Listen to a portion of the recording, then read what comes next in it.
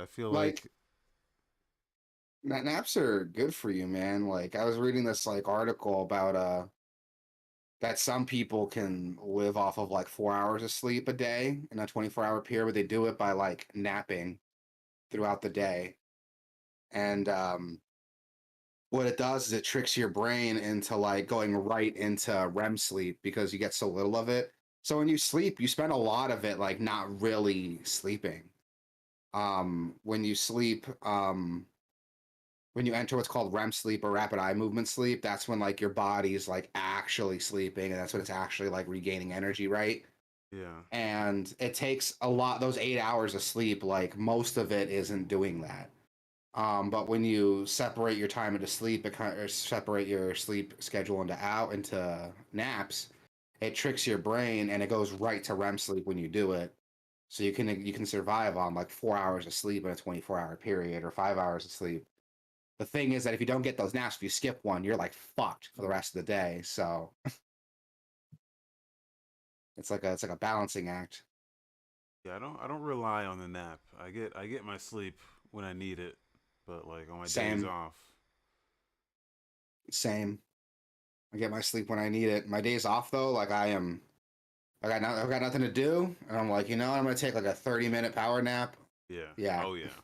shit's Joker's good. in the house. What's up, Joker? Yo, what up, Joker? You're just in time, buddy. Yeah, man, we're about to As, start. as he checked the bell for those notifications because you are here. You are here quick. Start here pretty soon. How you doing, Joker? You excited? We got a fun show coming up. At least I think it's gonna be a fun show. You excited to talk about some video games?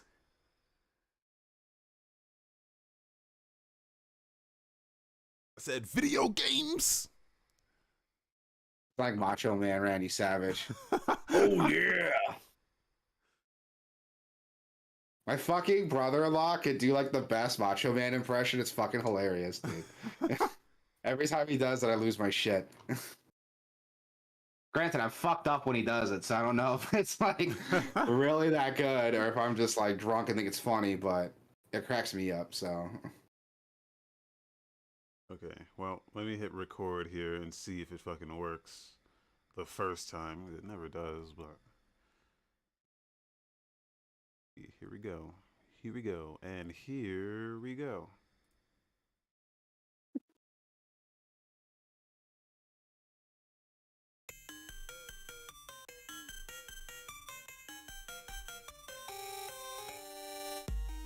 What's up, everybody? This is Podcast Gameverse, episode 098 for Tuesday. We're doing this on Tuesday, March 22nd, 2022. I am Wasabi Ice Cream, joined as always by my dude Rick. What's up? yo, what's up, everybody? We got a good show coming. Sorry, we've schedule's been kind of weird. I've had some shit come up. It's all my fault. Wasabi's been cool about like rescheduling stuff around me. But I'm in a good mood, man. We had to skip the show last week and the week before, so we're doing a Tuesday show today to get the stuff going through to get the stuff through. Um, let's start how we always start, man. Tell the people what you've been playing. Been playing a lot of stuff. Well, Yeah, actually, not dude, really a me lot, too. but Oh, I have been playing a lot of stuff, yeah. but yeah, I'll go into my shit after you though. Like, what's some highlights you've been playing? Let's see. Um, the girlfriend likes. She's a huge fan of Resident Evil. Really? So Okay. yeah. So I've remember I started Resident Evil 2 during Yeah, the yeah, like yeah, yeah, extra yeah. live stream. I never finished it. Yeah. Um, Did you finish it with her? no, but I made a decent. Uh, I'm at the final. What is it? The lab now. So like I'm in the end. I think. Oh yeah, you're on like the last stretch. It's like the lab and then like the factory after that, then you're done. Yeah. No, I think the lab depends on what part of the lab, I guess. Yeah. Was it I like think after the sewer? after sewer. Yeah. Yeah, so you still got like a little chunk left. I think it's the lab and then like the factory after, and then you're done. Okay. Yeah, so made some decent progress into that. Um, what else? Oh, Path of Exile has a update out that Yeah. adds controller support. Oh yes, you've been waiting for that forever. That has been Yes. like your big thing. uh, on PC. They consider it. It's in like beta testing now, but Yeah, fucking it works. Like it it works. works. That's It good. works probably better than it worked on PS4, which is where I was playing it. I have the most time on PS4 just because of that controller support. So. So yeah, I loaded that up and played a bunch of that, and with a controller, and yeah, it's good. It works. So That is good. That is good.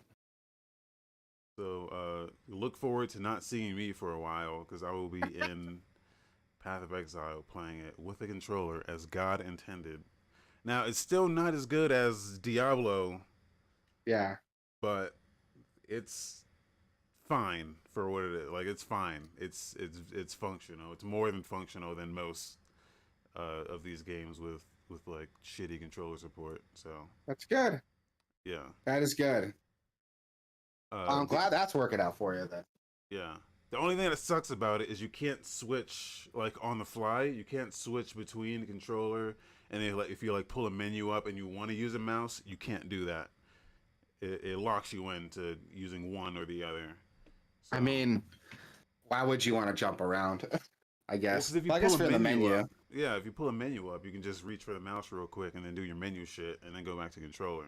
But Yeah, that makes sense. yeah, yeah, navigating the menus is still a little cumbersome, but Hold up. I think my headset's fucking up. God damn it. I don't know if you could hear me, but I can't hear you. But I see the fucking thing going. I hear you. Two Hello, hello, seconds. hello, hello, hello. Fucking bullshit. Um, so yeah. Anyway, yeah, I played. Yeah, Path of Exile has a controller update out. If anyone's been waiting on that, like I have, it's there. It works. So it has my approval already, and they're considering it beta. So maybe they've got more work to do on it. But it works pretty well already. So what else? That's kind of all I've been playing. Actually, the my girlfriend's also a huge Zelda fan too. So her favorite is Twilight Princess. Twilight Princess, and I should be ashamed as a Zelda fan how many Zelda games I've not finished, and I never finished Twilight Princess, even though I made it pretty far into that game. I never finished it, so I've been playing a lot of Twilight Princess as well. Uh, the the Wii U version, or as I Yeah. like to call it, the PU version. Um, which when I originally played that game, I played it on the Wii, Yeah. and Same. a lot of people don't. A lot of people don't know this, but the Wii version is actually mirrored Yep. because Link is left-handed, but on the Wii, you have to use that Wiimote, and to make it line up with the Wiimote. Most people are right-handed in the world, so they mirrored the Wii version so that he would be right-handed to make it. Which is like crazy to me to like do that Yeah. because it So really does like change the game. Like, because I played it on Wii too, and my buddy loaned me the GameCube version like years ago when my Wii wasn't working. And I played it and I was like, oh, this is like not what I remember. Like, it's crazy, like how just mirroring it yeah, changes the whole fucking game. yeah.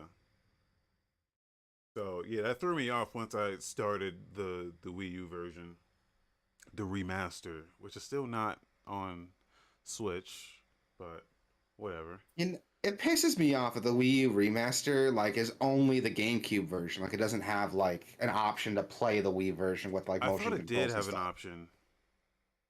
If there is, I haven't seen it. I haven't heard There's anything about it. there's a mode called Hero Mode, which I don't remember exactly what it does, but I think that's the flipped version, maybe. But it also like makes it so that hearts don't drop. Yeah, I think it just makes it harder. I don't think it like Uh, mirrors the game. but I'm more upset that they just don't put this and Wind Waker HD out on Switch. But they did Skyward Sword. I don't know. It's weird. That's weird to me. It is super weird. But It is super weird. I think a big. So I looked it up. Twilight Princess HD. Yeah, hero mode like flips it, so it's like the the Wii version. But the game doesn't have motion control support. But Skyward Sword does, which I'll argue is like playing with the Joy Cons. I heard doesn't even feel that good on Skyward Sword. So whatever. Um, I don't know. I'm just super like picky, playing with the and joystick doesn't feel great either. So yeah, I'm just like super picky about like how I play my games. But jokes aside, like what you were mentioning earlier, like I there's a lot of like Zelda games I haven't beaten too. Like Twilight Princess is another one. Like I've gotten to the end of, never finished. yeah, Um, Wind Waker, I got to the end, never finished. I played Wind Waker originally on the GameCube, and when I got to like that part where you have to find the Triforce maps, I gave up because it's fucking bullshit. It's annoying. yeah. I own it on Wii U, and I heard like a completely revamps that section, so it's not shitty anymore. But I haven't like really put some hours into it. I might do it now because I got time. Um, and I've been playing like so many games recently. Is there anything else that you've been touching on with the girl with, or anything else you've been playing with your girl? Yeah, I showed her a bunch of just games that I consider like classics, or not classics, but you know the shit that I hold on a pedestal when it comes to why I fell in love with video games. Yeah. So I showed her story, which Okay. if you've never played her story, you're fucking up. Yeah, you told me about it. It's on my list. I think I own it on Steam. Just haven't touched it yet. Yeah, it's a super short game and it's super good. Yeah. And like replaying it again, I was like, man, yeah, this fucking game, man, I can't. It's so fucking good. Cause it's been a while for me, but yeah, we played through that, and then so that guy that made that game, Sam Barlow, also made a new game called, not a new game, but he made another game called Telling Lies, which is on Game Pass. Um, and yeah, after going through her story, it reminded me that was out. I was like, oh fuck, he's got another game out. So we checked that out, and I'm sorry to say that that game is just not. It's it not, tries yeah. it tries to do again what they did with her story, but it just does it in not the right way, not the right way at all. Um, Oh, it sucks. That's a bummer. Not that it's bad; it's still interesting. It's just her story. All Compared to the her story, yeah. yeah, we were like a minute, like they were like a minute or shorter videos, Yeah. so that you could just like get into it and see all the videos and then be done. Yeah. Or like you get into a video and see it and you just move on. But in Telling Lies, some of the videos are like 9-10 minutes long, Oh, fuck and that. you can't like you can rewind and fast forward, but like the speed at which you can do that is so slow that it's like actually fucking annoying. Uh, and then on top of that, you don't know what you're looking for, so it kind of just throws you in. You don't really know what the fuck you're actually supposed to be looking for. But it's like it is interesting, but it's like frustrating at the same time because God, it's like Quantum Break, how that has like episodes, like live action like sections that are like 30 minutes long. And it's like a whole ass like show.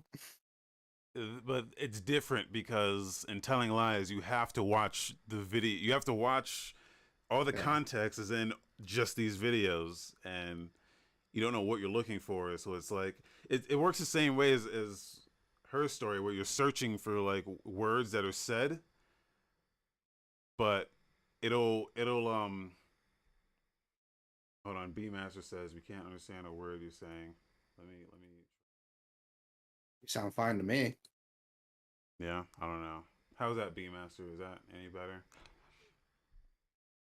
Um, but you search for words that are said in the videos.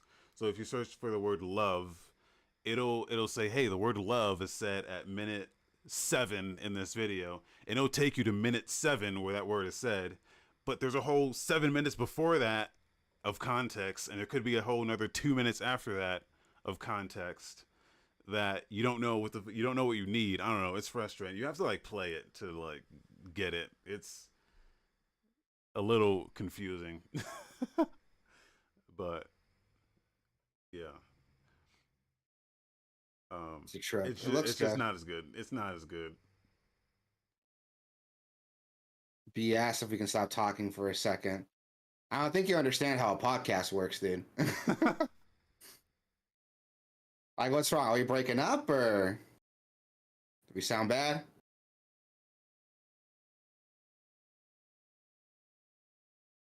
I don't know. I don't know what the Yeah, problem I is. don't know. It's Hold on. Keep talking. I'm gonna pull up the stream on Twitch, see how check we it, check sound. it. Yo, what's Yeah. up? Drop a couple bars, Wasabi. Dropping Drop some some bars. bars. Yo, dropping bars. I'm on Mars. I'm an alien.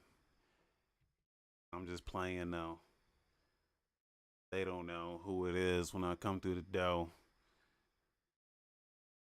Drinking a can of bangs, so you already know. Got my energy, and I'm a limit break. All right. Penetrate. So sorry for the intermission there, but I pulled it up on Twitch and it sounds fine. So I don't know. You say our Be- voices are lagging? Like, what is it, like stuttering, or? I think that might be your system, V, because I pulled it up on Twitch and we sound fine. You need me to drop some more bars? I mean, if you want. Yo, moderate. They trying to hate, but they can't. Okay. It's too early for bars. I can't. My brain doesn't work that fast in the morning. But yeah, that was it. Just I think yeah, I don't know. Telling lies. It seems like it's worthy of attention, but at the same time, if you'd played her story, you're gonna be like, no, this ain't it. Doesn't it? So Doesn't scratch that itch. yeah,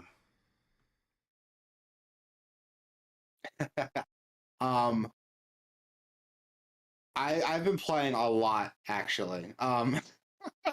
So I got addicted to Pokemon again. So like that's a thing. My okay, brother was in town and he's actually playing Pokemon Diamond right now, Brilliant Diamond right now. And he asked me, he's like, "Hey, can you like give me a Pokemon that'll like boost me through the games? I really don't want to play this game." Not like he doesn't want to play, but he doesn't want to like go through it normally. He's like, "Can you just give me yeah, something that can like boost me through this game?" And I'm like, "Yeah." So I brought I pulled up my old copy of Sword and bred him a Hitmonlee specifically to do like a lot of damage to get him through the game quickly. And I found out like fucking halfway through, I have no way of transferring Pokemon from Sword to Brilliant Diamond after I finished breeding this fucking thing for him. So that's a thing. Um, oh, but doing wait. that, yeah, there's no way to do it. You can't trade from Sword to Brilliant Diamond, and Brilliant Diamond doesn't support Pokemon Home yet. So this Hitmonlee I bred for him in Sword, I can't get it to Diamond for him. It sucks. That's fucked up. It is fucked up. And I looked it up and I'm like, is it like a thing that's gonna happen later? And all official Nintendo press says that they're gonna support home later. But the game's been out since like what, November? So what the fuck? I don't know why. So I transferred it from Sword to Home and then I traded it to his home account, so he has it there. And so that way, once it does support it, he can just transfer it over. He's just not going to play Diamond in the meantime, because he's got a lot of other shit going on. But doing that kind of like reinvigorated that my addiction to Pokemon. So I've just been on a kick, just playing it, breeding some more Pokemon. I'm pulling up like Smogon and seeing like what's the competitive team right now and trying to build something like that. It's fucking stupid. I hate that I'm back into it, but that's what I'm doing right now. I even like renewed my Pokemon Home account, and all the all the Pokemon that I have from breeding, the dumpster Pokemon that I'm not using, I'm just putting in the Wonder Box to like get something else and see what I can do with that. It's fucking stupid. I hate that like I'm back into it. I don't know why I'm back into it. I don't know why I'm addicted to it again, but that's the monkey on my back right now. When I played Pokemon, I never did the breeding thing. I would always Oh, I do. I would have my crew, and then that would be my crew. Oh, I do. I'm like, I find fun in it. And I don't know why, because objectively it's not fun. Like trying to breed like the right IVs and the right ability. God forbid it's a hidden ability, because then that's going to be a whole other thing to deal with. But yeah, I've been doing that, and Pokemon Sword, especially the end game, makes it so easy to like do that because it offers a lot of quality of life stuff. Like for example, some Pokemon have what's called a hidden ability that you can't get natural. Like you can't find a Pokemon that has it. You can only get it for like special events. Or breeding it from Pokemon that already has it, but you can't get it naturally. Even from breeding, you can't. But Pokemon Sword has this item that allows you to change your Pokemon's ability to a hidden ability. It just takes for fucking ever to get, and there's a lot of grinding to do it, but you can do it. So I've been doing that lately, and I don't know why I'm doing it, to be honest. Objectively, it's not fun. It takes a lot of time. Some will argue it's not worth it once you do it. But I find fun in it. I don't know why. I think it's like the RPG goblin in my brain that's like, ooh, numbers going up. Yeah. But optimization. But I don't know. Something in my brain likes that, and I'm re-addicted to Pokemon again. But I've been playing that a lot. I've also picked up, before I fell back into that, I actually picked up Immortal Phoenix Rising. Yeah. Which surprisingly pretty solid, man. It's like good. I'm surprised. It's not bad. It doesn't hit the same highs as Breath of the Wild does, I'll argue, but it's a fun game. It's fucking hilarious. Like the game's really funny. Yeah. There's a lot of jokes that are specifically like about Greek mythology that unless you like know Greek mythology, the jokes are gonna fly over your head. Like there's a couple that like made me laugh, and I'm like, oh, not everyone's gonna get that. Like one of my favorite ones that actually made me like stop and like laugh was when you're collecting like Karen's coins, and Zeus is like, what? Like he stole Karen's coins? He was saving up for a bridge. And I fucking lost my shit, dude. Just this idea of like Karen, like the fucking Ferryman. The ferryman trying to build a bridge so he doesn't have to fucking take a boat anymore. Yeah. Like that's so funny, like to me. Like it's filled with shit like that. And I don't know why I learned Greek mythology in school. It seems like a useless subject to learn in school, but I'm glad I did because it makes this game a lot funnier. There's even some like not so not so kid friendly things about Greek mythology the game kind of makes jokes about, which I appreciate. But combat wise, the combat's I'll argue like better than Breath of the Wild, and a lot of people tell me it's actually based off Assassin's Creed Odyssey's combat, which if that's the case, I need to fucking play Assassin's Creed Odyssey. This is pretty good.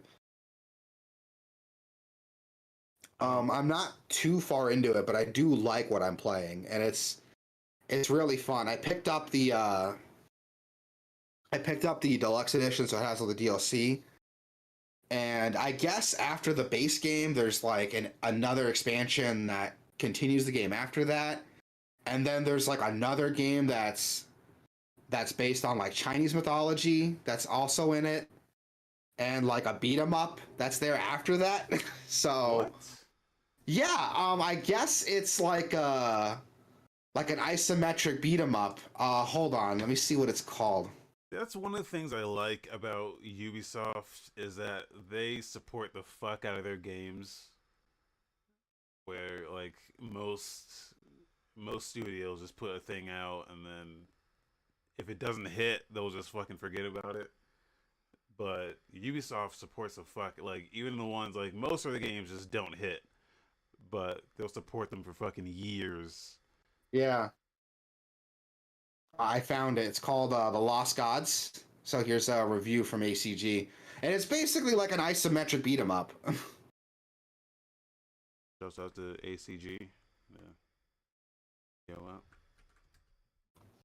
Yeah, it's basically a fucking isometric beat 'em up, and I'm like, I didn't even fucking know any of this existed. Like, when Immortals came out, that's it. It just came out.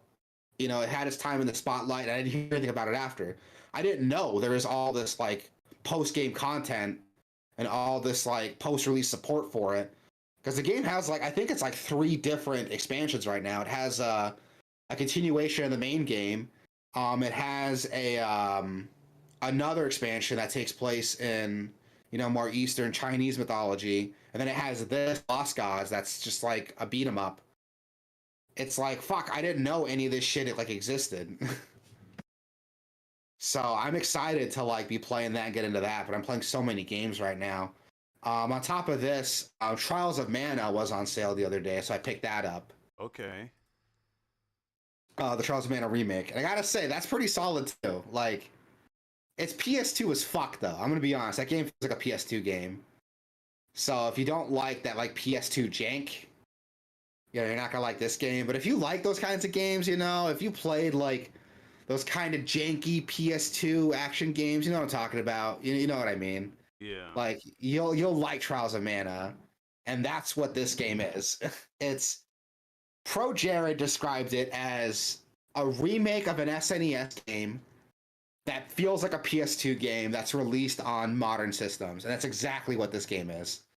Those of you who don't know, the Mana series are a series of like action RPGs, but honestly, they feel more like beat 'em ups with RPG elements in them. And this game's a lot of fun because it has like that PS2 jank behind it. So it's not going to be this like super refined like experience, but picking it up for understanding what it is, it's pretty fun. Like I like what I'm playing through it. The game's kind of mindless, but it does reward like actual skillful gameplay. If you finish an encounter without getting hurt, you can do it quickly. You can actually get bonus experience for doing it. So there is some incentive there to actually pay attention and give it your all with every encounter. But the gimmick with this game, though, is that there's 6 playable characters. And each character has a different ending. And whenever you start the game, you can choose up a team of like 3 characters. You choose the main character, that's like your main character that you follow throughout the game, and then 2 other party members. And the game follows their story, from what I've been told. And it's pretty cool because you choose in the beginning, like, this is the character I'm going to play as. These are the 2 that are going to be my party members. And the game organically works them into the story as you play through. And there's even some like flashback sections you can play to like see what their story is, so you can figure out what their motivations are. So you can get you can get like 3 endings in one playthrough. My problem is, I didn't know this, but some character stories are more canon than others, according to the internet here. And again, there's 6 characters. You can choose a team of 3. The 3 characters I chose are apparently like the least important and have the least stakes in the story. So that's like a thing that I did. I didn't know was possible. Like, as long as you like enjoy whatever story you get, right? Yeah, and that's what people have told. That's what the online consensus is, that like even though their stakes are like the lowest in the story, they still have a story to play through. Yeah. But according to the online consensus, the stories, the characters I picked, which were Kevin, Hawkeye, and Charlotte, apparently have like the least stakes in the game and have the least interesting stories versus the other three characters that I didn't pick. And I'm still having fun with it though. Like, despite that, I'm still having fun with the game. I like what I'm doing.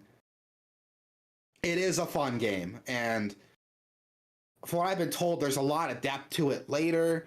Each character has a chance of like changing classes, and there's like, I think like 4 to 6 different classes that each character can pick from, depending on their stats that you can choose when they hit a certain level. So that there's a lot there to like really dive into. And I'm excited to play through it because, you know, I play for the same reason I play Diablo. I can just turn my brain off, fuck some shit up, watch some numbers go up. The game doesn't demand a lot from me. I'm playing on normal right now. So if you want a harder experience, try playing it on hard. But I like what I'm playing through. Have you ever played it? Because I feel like you would like this game because you're looking for Not something with this that like one. PS2 jank, right? Oh yeah, like that's like a golden era for me. Yeah, But that this one PS2 I didn't jank. play. I played the other one, the remake of the first uh Secret of Mana remake. I don't know. I don't Yeah. remember what that one was called. I think it was just called Secret of Mana, right? Maybe. That's the one that was like a pretty true HD remake, right? It was like overhead and everything. It didn't do what this game did, right? Yeah, and people hated it. Yeah, I I remember don't hearing know. about that. People did not like it. I thought it was okay. It had the problems of that original because I played that game on Super Nintendo and it still had the same problems where I don't know if this game does it, but my biggest problem is like when you get fucking items and it doesn't tell you what the fucking item does. So it's like, which one is the healing item? Which one is the revive item? It just you just pick it up and it's like, yeah, this is the candy. Uh, or Oh this one's like yeah. the life flask, and you're like, what does it do? You don't know what it does until you eat it and waste it. You're like, oh, that's the one that fucking revives you, and I wasted it. Like that was my problem in the original, and it still did it in the fucking remake. And I'm like, you motherfuckers. Why? I don't understand. That's such an easy thing to fix. What the Yeah, fuck? yeah, Jesus Christ. Even like Trials of Mana like tells me what shit does. Like I'll pick up candy. I was like, oh, what does candy do? Oh, it restores 200 HP. That's yeah, cool because I only have like 130 HP right now. So that's good to know. Oh, chocolate restores 500 HP. I guess chocolate's better than candy. yeah, But the game tells me everything, so I've never had that issue. It's so weird to me to hear that like SNES era problem still being there when the game gets a remake. But yeah, whatever. Like I've heard a lot of complaints about the Trials of, or the Secret of Mana remake, which is like crazy to me that those issues are still a thing. But I'm having a lot of fun with Trials of Mana. Like it's a pretty solid game. Again, it's got that PS2 jank, so if you're not into that, like don't play it. But I'm having fun with it. I'm having a lot of fun with it. I can get past that like PS2 jank. I yeah, keep saying that, but it's not a PS2 game. It never came out on PS2, but it's got that PS2 energy, you know. yeah, Um, and I wanted to save the. I'm still playing RoboQuest. That's still fun as fuck. So yeah. I will still talk that game up, dude. Like that game is so much fun. Seriously, if you guys haven't played RoboQuest yet, go ahead and do it. It's a fucking blast. I talked about that game on a lot of other shows, so you know, just go watch those if you want to hear a more in-depth review of it. But it's a lot of fun. And I finally got a chance to try Young Souls, which is also on Game Pass right now. Okay. And dude, that game's a fucking blast, dude. It is so good. It's those of you who don't know, Young Souls is a 2D side-scrolling beat 'em up RPG with dungeon crawling elements, right?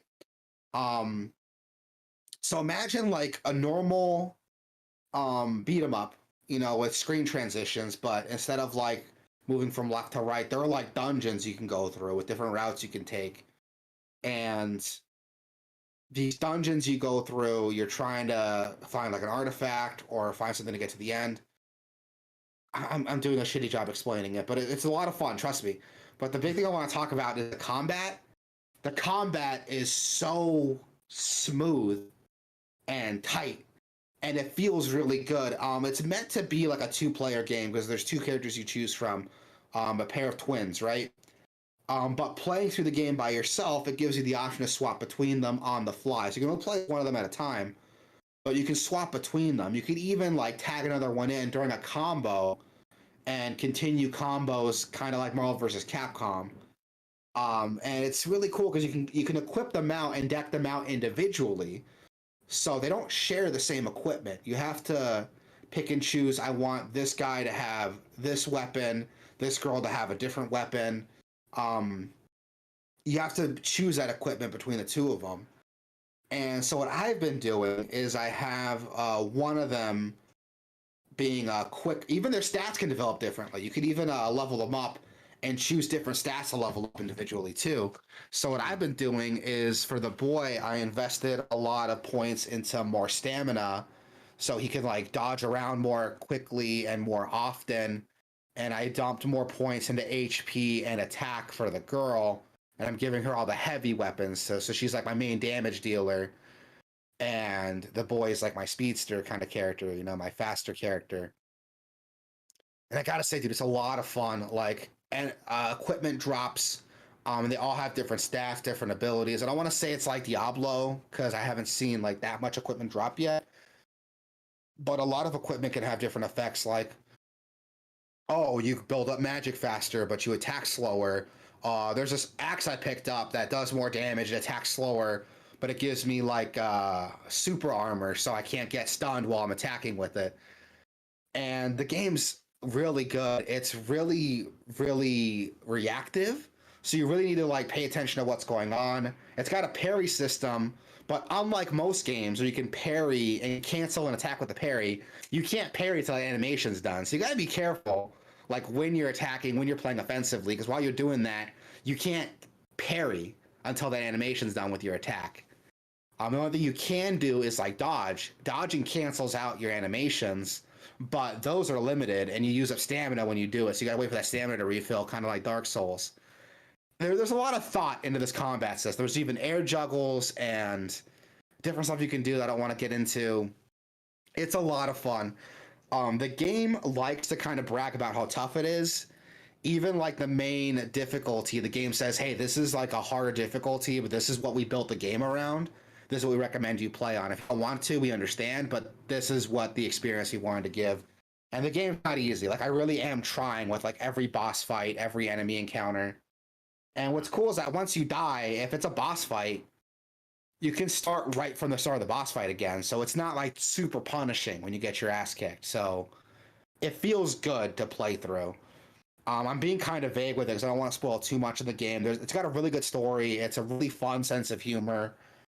I like this game a lot. I'm going to drop it at that. This game's a lot of fun. If you have Game Pass, go pick it up. I would love to play this on stream one day so I can kind of show the game off a little bit because I am having a lot of fun with it. Even though I haven't been able to invest a lot of time into it recently, I do like what I have been getting into. And I would love to talk about this more on a stream or something when we have time, but this game is definitely something that's worth playing. If you have Game Pass, go check out Young Souls. I love this fucking game. This looks dope. It is dope, dude. It's so much fun, and it's fucking hilarious. Like, the game's legitimately like really, really funny. And stories, I actually care about the story. Like, I want to see what's happening next. There's so much like intrigue with it. Like, I feel like this game was made for me. Like, it's 2D animated. It's a beat 'em up with a really good combat system. It's got RPG elements and dungeon crawling elements. Like, I feel like someone made this game for me. Like, it's ticking all the boxes I need. It's even got co-op, which is dope. I like this game a lot. That's all I'm gonna say. I like this game. Go check it out. It's definitely worth the price of admission. It's only like $20 if you don't have Game Pass. But honestly, if you don't have Game Pass, you're fucking up. Like, why don't you have Game Pass? Go get Game Pass. It's not expensive. Yeah. And you have access to like all these games that you didn't have before. Go check it out. It's dope. So that's what I've been playing. Let's get into some gaming headlines. The big story we're going to talk about is PlayStation State of Play. They just had a State of Play a little while back, and they showed off a ton of new games, ton of games you already heard of. So there's a lot to go into. The big one that I'm excited for is Exoprimal was announced by Capcom, and it's set to be launching on PS4 and PS5 next year. This game looks like a fucking trip, dude. Yeah. A lot of old Capcom heads were like Dino Crisis when they saw this, and I thought the same thing when I saw this. And honestly, I'm kind of holding out hope that this is a Dino Crisis tie-in. So they said it's not, but the guy who made Dino Crisis was like, yeah, we worked on this a little bit. So apparently there is some Dino Crisis in here, but they didn't actually come out and say, no, this is Dino Crisis. I've never played Dino Crisis. I played a little bit of it, but I did not get. I played it not enough, I guess, to get the Dino Crisis vibe, because that game was like a turn-based RPG, right? Dino Crisis, no, it was like No? a survival horror, like Resident Evil clone with dinosaurs. Oh, what the fuck am I thinking of? You're probably thinking of Parasite Eve, Oh, maybe. which was not made by Capcom, but yeah. Um, jokes aside, though, this looks. I'm getting Dino Crisis vibes from this specifically because Dino Crisis deals with a lot of like time travel elements, and one like recurring theme of the game is like, oh, we fuck with time, and now like we opened up a portal that either took us to the Cretaceous area or brought dinosaurs to our time. So this literal thing of like portals opening up and dinosaurs falling from the sky, that's not outside of the realm of possibility in the Dino Crisis universe. That's why I was getting those vibes from it. I But got with this more game, Earth yeah, Defense Force vibes, like yeah, EDF with because of the dinosaurs. sheer amount of like dinosaurs, yeah, I got that Yeah. vibe too. And what this game actually is, it's like a cooperative, like horde shooter almost, so kind of like Earth Defense Force. But it's got that Capcom DNA in the sense that it's really fucking weird, and it's got what looks like a really intriguing combat system with multiple classes that all play very differently. So it kind of reminds me of like EDF cross with Monster Hunter with some Dino Crisis sprinkled on it, is Yeah. what the vibe I'm getting from it. And I gotta say, I'm interested, dude.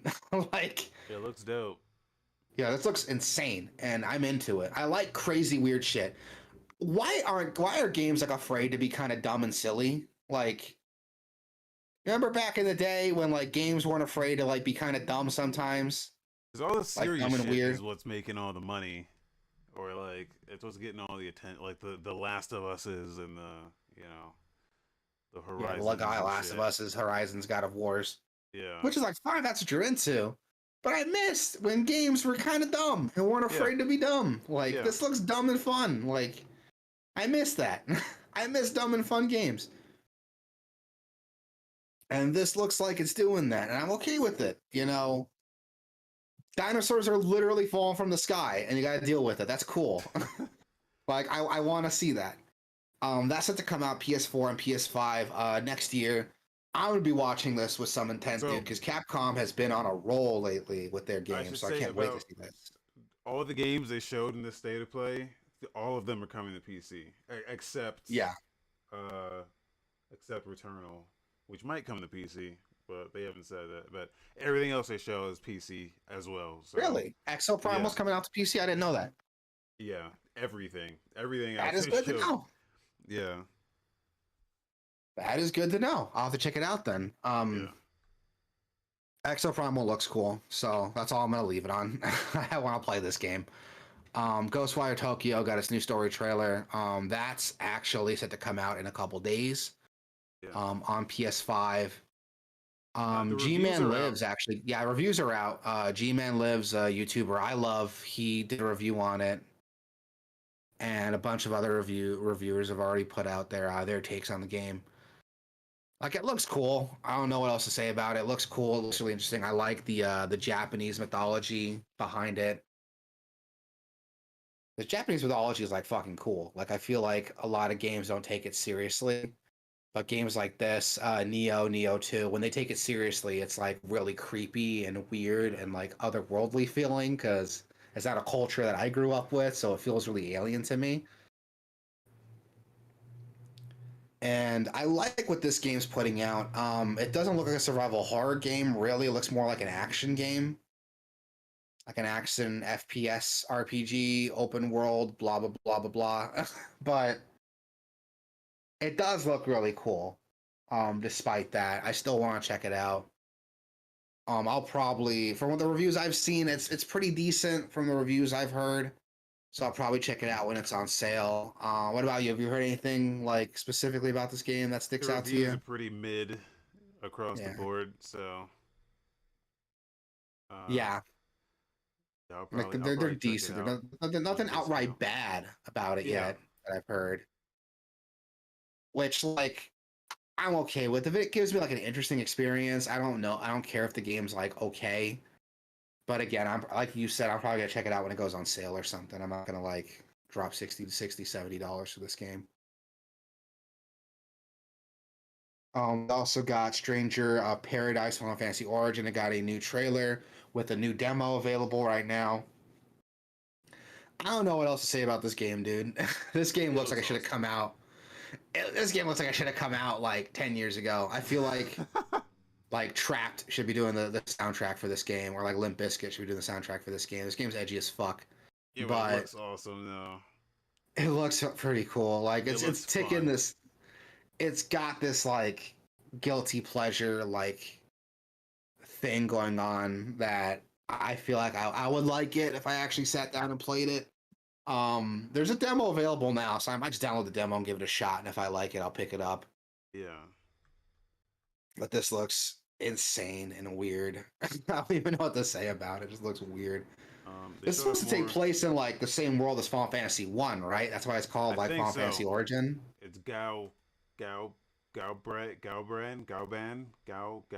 Gao something, What the Gao fuck something. are you talking about? Are you having a It's his stroke? name.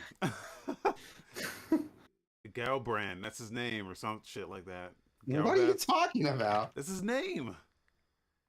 He's the boss of Final Fantasy One. The end boss is it's Galbed, right? No, Galbed is something else in Final Fantasy. Gabranth, Isn't it Chaos? Isn't that his name? Chaos? No, he's fighting chaos, but his name is Gal Garland? Gal Gowland. Gowland? Garland? Garland. It's Garland. Yeah, he's the baddie, right? In Final Fantasy One. Is he? I don't know. I never played Final Fantasy One. Yeah, but he's the Controversial hero in opinion. this. Final Fantasy One kind of sucks. I just remember him from Dissidia. He was always a fucker in Dissidia. He was like the strongest guy in Dissidia. But yeah, that's him. So the main character in Origin is like the last boss from Final Fantasy One. I think so. I thought the dude's name was Jack. Jack. Yeah, the guy you play as the main character. His name's Jack, right? I don't fucking know. Oh, his name's Jack Garland. Wait, what? Yeah, Jack. Yeah, that's I am so Garland. confused. Okay, Anyway, I am that's like yeah, confused. that's him. That's what I I'm wish they saying. had It's picked another game instead of Final Fantasy One because I don't know dick about Final Fantasy One. That's nobody does. I think that's why they're doing it. such Like a weird game to like the make an origin. edgy like. Yeah, a weird game to make like an edgy like Souls clone out of. It looks But wait, okay. I wasn't Final wouldn't play Fantasy One like high fantasy though? This dude has like an iPod in this game, doesn't he? it. I mean, I don't know shit about Final Fantasy One, so I don't fucking know. I don't fucking know. Point is, this game's an enigma, and not gonna lie, it's like it's working for me. It's got me. It's got us talking about it, so it's doing something right. uh, Forspoken also got a Forspoken brand new gameplay trailer, got delayed to October 11. which like I'm okay with. I don't get all Yeah, pissed off when games get delayed because it just tells me that they're trying to make the game like functional on release. but looks okay. I don't have much to say about this other Same. It looks all right. Is that a than fucking dragon? There, I did the meme. yeah. Um, Yeah, there I did the meme. But jokes aside, like it looks okay. Like there's really nothing there that like really sticks out to me. The game looks pretty. It's running on the Luminous engine, which looks nice. Don't get me wrong, but I don't know. I haven't seen enough of it to like really get me interested. Moving on. It, yeah, moving on. Gundam Evolution got a new look with a 6v6 gameplay, and it's coming to PS4 and PS5. So This shit Gundam looks like Evolution, yeah, that's we like the Overwatch clone, right? yeah. We talked about I think when we saw this it was just a Japanese trailer, so we didn't Yeah. really but yeah, it's like Gundam Overwatch, which it looks dope. I'm not gonna sit here and be like, no, it's fucking stupid. It's like it looks competent at what it's doing. It Yeah. doesn't look bad at all. So but very Overwatch. And honestly, like it doesn't really even look that Gundam, if I'm being honest. Like I don't Yeah. really, I'm not super into Gundam, but aren't these like giant mecha robots? Why does everything like look to scale with them? You know what I mean? Well, it's first person, and I don't know. I guess the arenas are built so that you can run around in giant mechs. So Why does defeats like the purpose of you being don't in a have to giant be mech like then? you're not running around in like cities and shit. Why not? Oh, I'm in a giant mech. Let me feel like I'm in a giant mech. Yeah. Um, yeah, but jokes aside, like this game does look fucking dope. I don't know dick about Gundam. I'll be honest. It's not a franchise I grew up with. It's not a franchise like I really watched a lot growing up. I don't know anything about Gundam, but this looks fun as fuck. I've never watched Gundam, but I play a lot of shooters, and this looks like a fun shooter. Yeah. So I just don't know who any of these characters are. I know there's someone watching who's like, "Oh, you don't know this like You don't know Gundam Mark? Zaku or Yeah, you don't know Gundam Death Scythe? RX 350? I don't know. That's a car. Fucking, I know. I'm just making shit up. I bet it's a Gundam though somewhere if you Not dig hard enough. Transformers. But no, jokes aside, like this looks really cool, and I'm into it. I'm not gonna lie, I'm into it, dude. Like, I want to check this out some more. Speaking of like giant mecha, Gigabash. We got a trailer for Gigabash. Skip, Did I skip something? you skip Ninja Turtles. I did. I did the skip Ninja Turtles. My They're putting bad. out a Ninja Turtle collection. Yes, the Um, Cowabunga collection. So it's a classic collection of like classic TMNT games. Turtles Tournament Fighters, Turtles in Time, the Turtle arcade game, even the Turtles NES game is on there, which I didn't think people actually cared about outside of like AVGN memes. But this looks, I mean, it looks cool. I didn't really play a lot of TMNT games growing up, so I have like zero yeah. nostalgia for any of these. But the TMNT arcade game and Turtles in Time are on here. And I think that's at least worth the Those price are of the good entry, ones. right? Yeah. Yeah, those are the good ones, so that's got to be worth the price of entry. I think it does have online play too. So Oh, I think so. Could be wrong. there we go. I've always wanted to try the Tournament Fighter TMNT game. It's probably not good, but I've always wanted to Not try great. it. Yeah.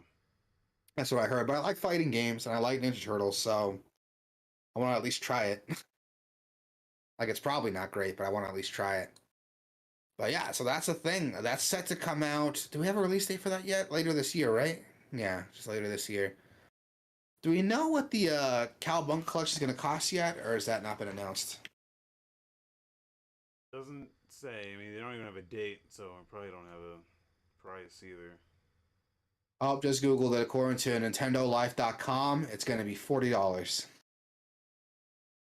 Yikes. which kind of steep. I mean, it's got the Turtles arcade game. It's got Turtles in Time arcade. It's got Turtles in Time SNES, which I think are like the only games like you'd really care about. So if you look at those games, like $10 a game, yeah, it's not too bad, but you're getting a lot of bullshit with it. You're probably not gonna like or play. So Yeah.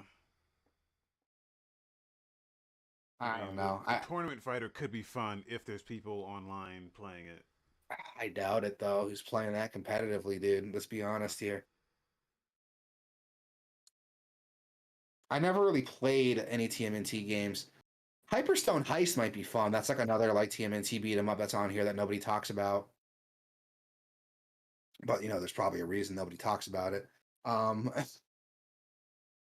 don't know. It might be worth it if like you're really into these games, you hold nostalgia for these games, but if you've never played them, like I have, it's a hard sell. Maybe when it goes on sale, I'll check it out.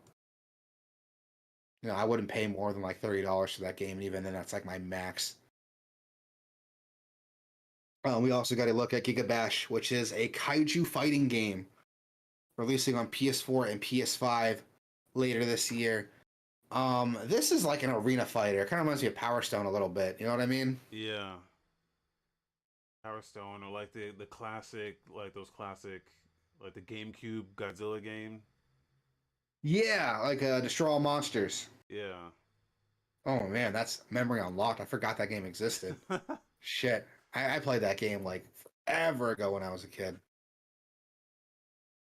I remember liking it. I doubt I'd like it now, but Yeah. But you don't get these games. You don't get games like this anymore. Yeah, no, like you Power don't. Stone. Yeah, it's been a while since like we've seen a game like this. This looks like, excuse me, this looks like it'll be fun. No word what it's gonna cost, but I doubt it's gonna be a full price game. Um, this could be a good time, man. This could be a good time. That's all I'm really gonna say about it. I mean, it showed off what the game's trying to do. That's really all I can say is that it looks like it'll be fun. And another other fighting game that I fucking had no idea would get announced. We got JoJo's Bizarre Adventure All Star Battle R releasing on PS4 and PS5. So those of you who don't know, JoJo's Bizarre Adventure All Star Battle was actually a fighting game that came out on the PS3 back in like 2013. And it got a limited release. It got a ton of DLC content. And that's it. Nothing happened with it after that. Now it's getting a re-release on modern systems for PS4, PS5, with all that DLC included. I gotta say, this looks fucking awesome. Fun. um, yeah, it looks like fun. I am a JoJo's fan, so I love me JoJo's. I got into JoJo back in like 2015, 2016, and I'm into it, dude. I fucking love it. I'm fucking cringe with that shit. Like, I really, really like JoJo. And I wanted to play this game for a while, but the problem is because the game was so limited, it's fucking expensive to find a copy for it. When I was looking for it, like actually looking for a copy for the PS3, I was finding copies for like $60, $50 still, pre-owned. Yeah, it's fucking ridiculous. I doubt it costs that much now with the PS4 and PS5 games coming out. I would Even honestly then, be you would need, surprised. even if you bought that, you would still need a PS3 to play it on. Yeah, yeah, exactly. So that's Sucks. why like I doubt the price is that high now with this re-release coming out. I'm sure that fuck with the price on the secondhand market quite a bit, but even then I don't want to play that if I'm getting a PS4, PS5 remake coming out with all that DLC included. Why bother? It's a 2.5D fighter. Well, 2.5D isn't right. It's a 3D fighter, but it does a lot of 2D. How do I word it? It's like Tekken, but less emphasis on 3D movement, I want to say. But the big thing about this is it's JoJo as fuck. So you got stands, you got vampires, you got stupid JoJo bullshit, which I'm into. I love that stuff. And this looks fun as hell. Like, this looks really cool. Like, I can't wait to like play this and get like my JoJo, get my JoJo on, dude. This looks cool. That's all I can say. It looks cool. That seems to be the term of the theme of the day here, but Your I don't know what JoJo else to on. say. Yeah, get your JoJo on, man. Like I'm into this. I'm not as caught up with the show. I haven't watched the newest arc to come out. I still need to finish Golden Wind, but I'm super into JoJo. And this looks like it's gonna be a lot of fun. Honestly, I'm probably gonna pick this up because I'm a slut for fighting games and I love JoJo. So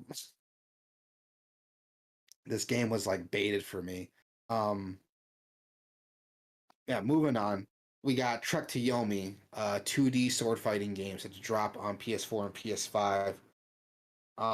And it Looks was dope. announced. Yeah, it looks dope. Like that's all I can really say. It's trying to do that Kurosawa look to it with the black and Yeah, white filter. it's doing it right.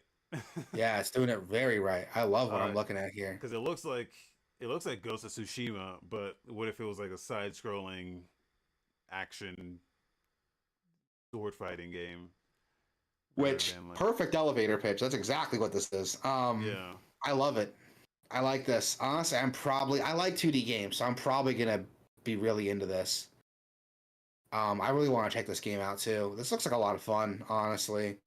I like the aesthetic. I like the art, the work behind it. The sword combat looks very like visceral and intuitive.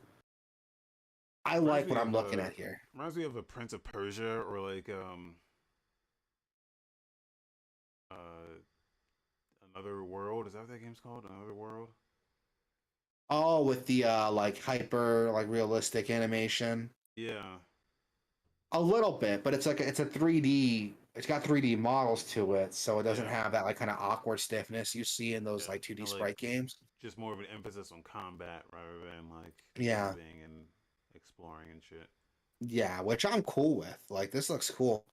And apparently like the game actually has like a full Japanese cast with like actual Japanese actors I've never heard of. But, you know, that just adds to the authenticity here. So that's really cool to see. Honestly, I like this. It's got that aesthetic that everybody likes. It's being developed by Flying Wild Hog and it's being published by Devolver. They got a pretty good track record, so I'm not going to complain here. This looks cool. It's set to come out spring of this year, so I'm definitely going to be keeping an eye on this. Moving on, we got Returnal is getting a co-op update with a new survival mode, and that's set to drop for free today, March 22nd. So, you know, if you went out and got a PS5 day one and you played Returnal because that was the only game that was available, here's a reason to go back into it. Um, jokes aside, I do want to play Returnal, but I'm not going to fucking Yeah. buy PS5 for it. Let's be honest here. Yeah. Um, you know, if I went out and got a PS5 day one, yeah, I'm gonna play Returnal. That's all that's fucking. That was all that was fucking out at the time. Yeah. But I'm not gonna But go out this and is buy a dope. system for this. That's crazy. Yeah, I this looks love dope. free updates are always good, and like this is a pretty significant one that adds co-op and just a bunch of other Yeah, shit. So yeah, that's crazy. I didn't think we'd be seeing like a co-op update because the game is like a single player story driven game. yeah, So to add co-op to it, like it looks like it's gonna add some story elements too that justify the co-op. Even if it doesn't, like still like a significant update to be co-op enabled. Like this looks cool. I like what I'm looking at here. I want to play Returnal so bad. I'm not gonna buy a PS5 for it, but if I ever this find will myself, inevitably hit PC. I'm certain of yeah, it. yeah, you think Just so? gotta play that waiting game. Yeah. If it does, I'll pick it up, man. I'd love to try it. I'll pick it up, play it with you. We'll stream it. It's out on PC. We also got the Diofield Chronicle. Is it pronouncing? Am I pronouncing that right? Diofield. Dio Field. Yeah. When Um. I first saw this, I thought this was like Project Triangle Strategy on PS4. That's Yeah. not what this is, though. But it's close enough though, because Yeah, like it's very close. Square Enix has just been.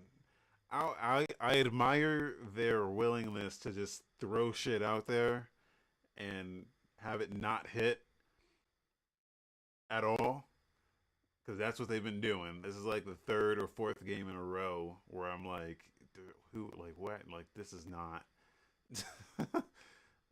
Maybe someone will enjoy this, but I'm looking at Maybe. this like this ain't gonna hit.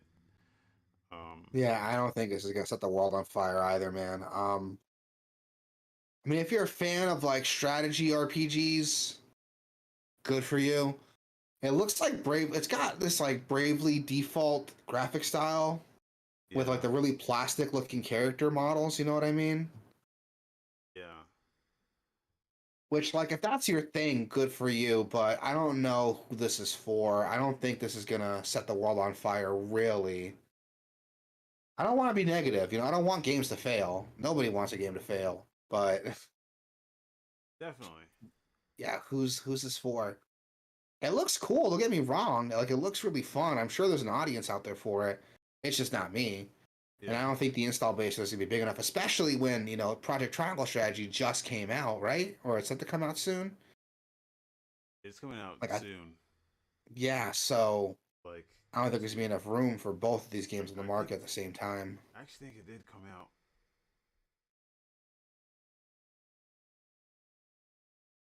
Yeah, I don't think there's enough room for both of those games in the market right now, but I mean, I don't there know. is We'll if you see. own like a PS4 or 5 and you I guess want that's true. it. But this comes off more as like a Fire Emblem to me than like a Final Triangle Fantasy Strategy, Tactics. which is more Yeah. of a tactics. I don't know, man. Those like strategy RPGs all look the same to me. I don't want to be. I want to be that guy, but I've never liked strategy RPGs really. The only strategy RPG I really liked was like XCOM, but that's because it's so different from like a normal strategy RPG. Yeah, I'm not a big fan of those types of games, man, and I wish I was, but I'm just not built for them. Again, I don't think it's gonna set the world on fire. Really, I don't know if this is really gonna hit with major audiences. You're right, Square Enix had a lot of misses lately, dude. With Chocobo GP, no one's talking about that. yeah, Fucking Babylon Falls, nobody's no, talking about that. Which allegedly, while we're talking on that subject, allegedly they're still gonna support it, and the current user base and reviews aren't going to affect their post-release content. yeah. So I'm Okay. hoping they can turn it around, do like a I No Man's mean, Sky thing, but even I all the way doubt it. back to like Avengers, Yeah. they've been fucking up like hard. So Like, why are they still doing the fucking live service model thing if it's not working for them? I mean, I'm I not getting don't that vibe know. from this game, so I I mean, hope there's no like live service stuff with this, but they I also don't came know. out and was like hugely supporting like NFTs and shit too. So Oh, they're kind of they look like they're trying to ride the trends. which is like not working for them at all. Yeah, Like DioField Chronicle, jokes aside, it looks like Square Enix as fuck, like original Square Enix. I'm not getting any live service shit from this. I'm not getting any like trend chasing stuff from this. well, you didn't get it But from Chocobo GP either. So that's true. until shit So, came out and it was like, oh my god. oh yeah, it's like nasty with it, dude. Yeah, Um, so I don't know. We'll see. I hope this is more like old school Square Enix and not new trend chasing NFT supporting live service Square Enix. I hope it succeeds just on that if that's what happens when it drops, but we'll yeah. see what happens. Um, and in some big announcement, at least I think it was big, we got Valkyrie Elysium getting its first gameplay trailer with some storytelling elements. This looks cool. Yeah, Yeah, so those of you who don't know, the Valkyrie, this is based on the Valkyrie profile games, right? It's part of the same like story or I like think so. That's franchise. what I'm assuming, having not played those games. That's what. So Valkyrie profile are like turn-based RPGs. They Yeah, got some like action elements to them too. Don't get me wrong, but they're mainly like turn-based RPGs. This is more like an action RPG, kind of like Bayonetta or like Devil May Cry, which I'm into. yep, This looks fun. yep. I like that shit. It Like I looks made fun, no.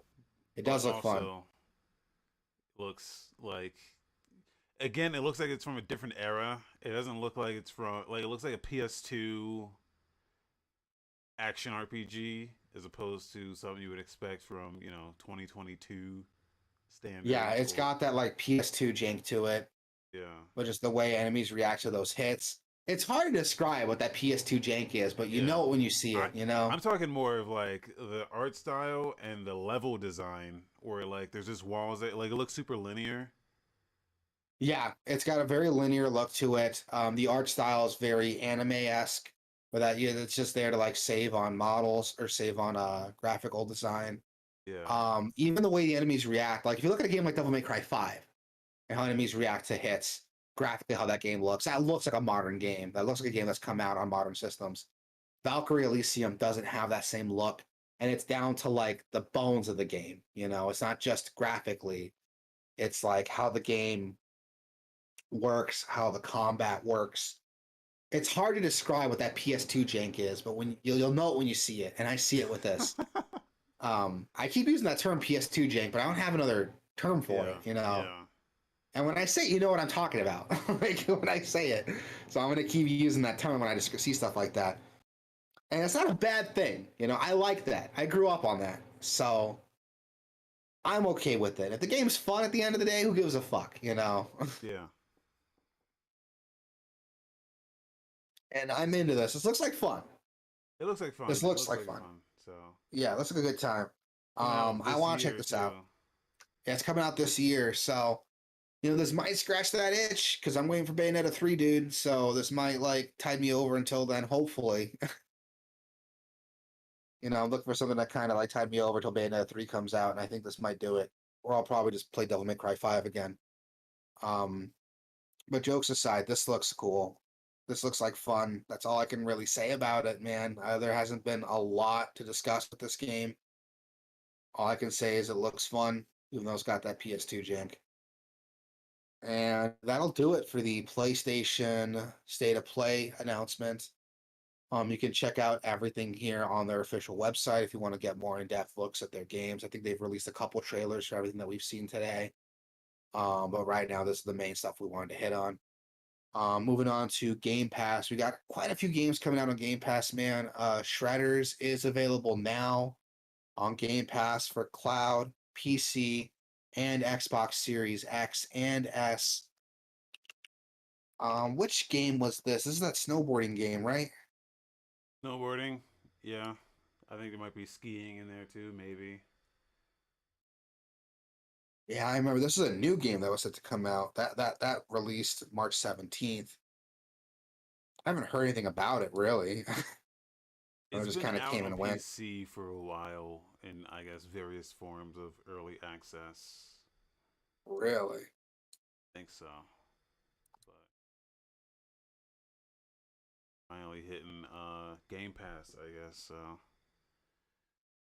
which is I guess a good reason to check it out. I do like I've been dying for like another SSX, but no one's been doing that. So Yeah. I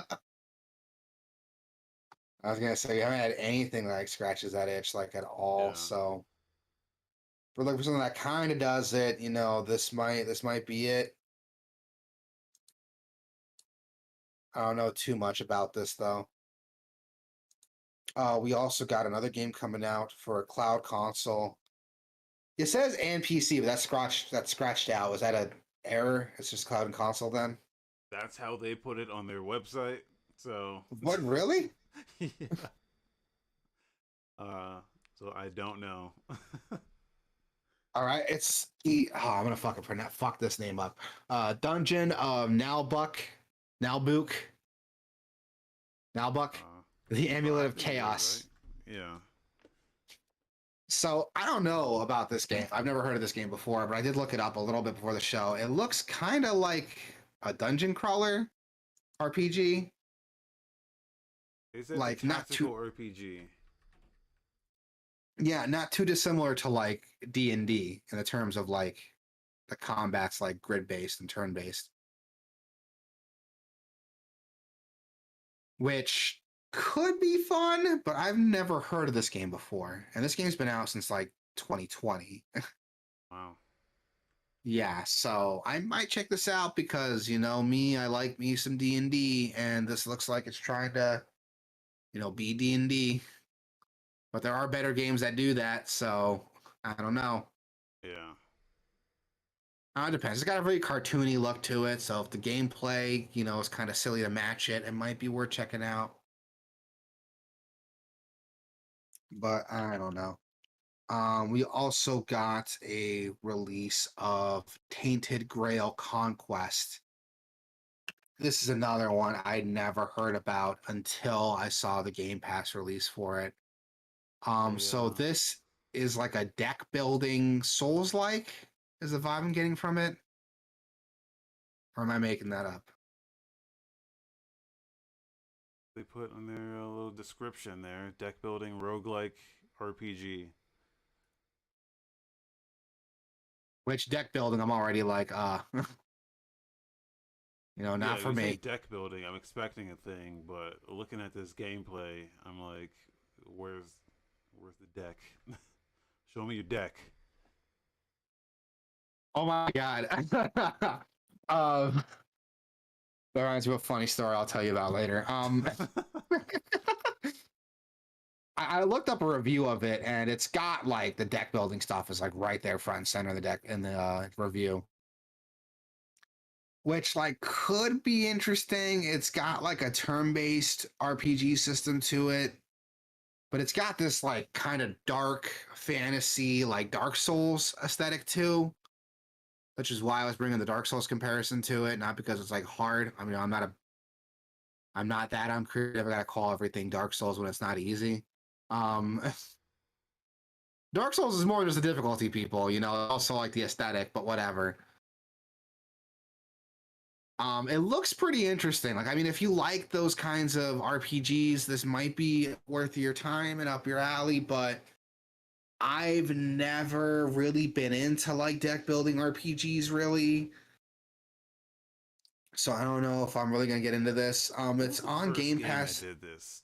I think is Kingdom Hearts, is that the first game that did like the deck building RPG thing? So Kingdom Hearts is like an action RPG with deck building elements. So Yeah, but it wasn't turn-based. I think if you want to talk about like a well, turn-based like yeah, card turn based. RPG, probably Bait and Kados, I think, did it.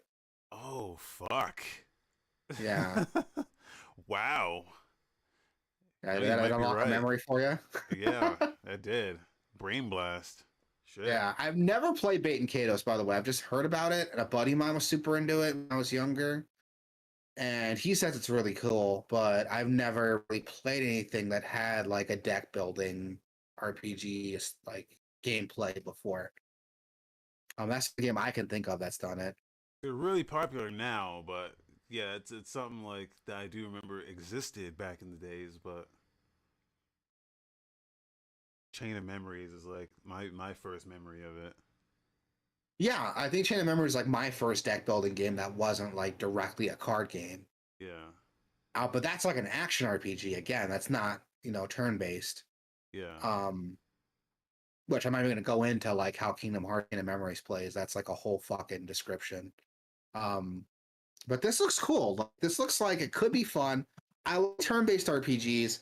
I'm kind of indifferent to like deck building games, but it looks like it's a turn-based fantasy RPG first with deck building. Deck building is like the main component to it, but it's not a card game, so I might be into this. You know what I mean? It's hard to Yeah. describe what I'm talking about, but it's not a card game, so I might be into this. It's only available on console, which is a bummer because I can't try it. But this could be something interesting. I I'll wonder wait till why it they comes out on crossed off PC. PC there. I don't They know. put Well, PC and then put a strike through it as if it was like, I don't know. It's a little weird. yeah, Why I even don't list know. PC if it's just not on PC? Maybe it'll be on PC at some point. The gameplay they're Maybe. showing here is definitely on PC, so Yeah, so it seems like it would be a good PC game. So we'll see. Maybe it'll come on PC. I'll try it out. I got nothing to lose but time, so whatever. yeah. Next game we got releasing. This is coming out on cloud, console, and PC, and it's available now. Is Zero Escape: The Nonary games. I never played any of the Zero Escape games, but I've heard good things. I've heard very Yeah. good things. Yeah. They're like puzzle box visual novels, right?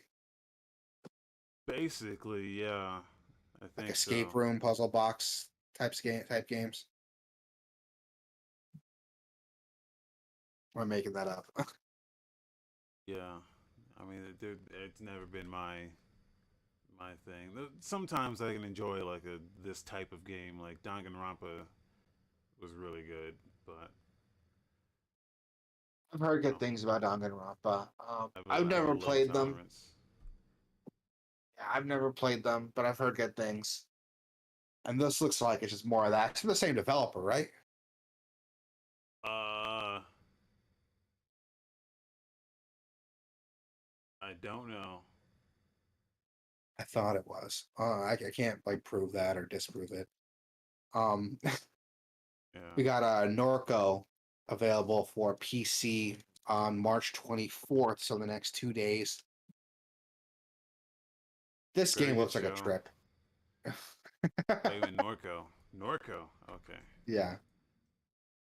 Are you doing a bit or are you being serious right now That was with a that? bit. That was a bit. All right. So Norco is like an adventure game. It's a pixel art adventure game. And that's really all I can say about it. It looks like it takes place on what looks like a dystopian kind of Louisiana. world. I don't really know a lot about the world here, but it's got this cyberpunk like dystopian kind of look to it. It's got a very, very detailed like pixel art style that I really like.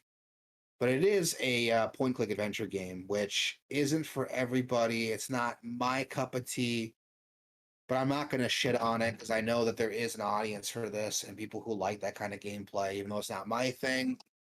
I know there are some people who would like this, and it looks like it's kind of raising the bar for that type of game. So, if you like what you're looking at here, it is going to be available on Game Pass for PC in the next 2 days. So go check it out if it's something that you're into.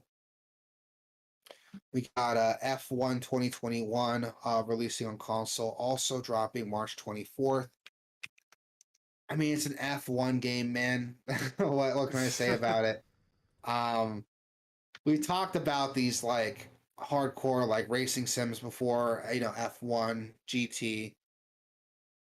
And this looks okay. Like it's not my thing. I feel like that's the theme of the day here, but it's not my thing. I'm not a big fan of racing games, Yeah. especially these like F1 simulators. But I know there's some people who are, and if it's something that you're into, congrats. It's going to be on a console in the next 2 days. Go check it out if that's what you like. We also got Crusader Kings 3. That is set to drop on March 29th. Still got some time before that comes out. I've never been a fan of the Crusader Kings games. Those are kind of like Civilization, right? Like, I think so. See, these games are just have never been. This is already on PC Game Pass. It's coming to the consoles on the 29th. oh, is So it? Okay. yeah, so this has been out for a while already, and I think people have already kind of dug their teeth into this. But Yeah, it's not my thing. I wish I can get into these types of games, but I just don't have the time or patience really to do it. Again, no shitting on people who do like them, but it's not my thing, dude. shout out to Bunny on YouTube saying hi. What's up? Thanks for dropping by. What do you know about Crusader Kings 3, Bunny? If anything, Dude, please. looking at this map is ridiculous. Like this Yes, looks like dude. It it's like looks, civilization times 1,000. dude. It looks like stressful. Like, Yeah, yeah. Yeah. Like as someone who is like a fan of Civilization, when I have other people to play with, like I can't play that game by myself. yeah, This just looks like way too much for me personally, but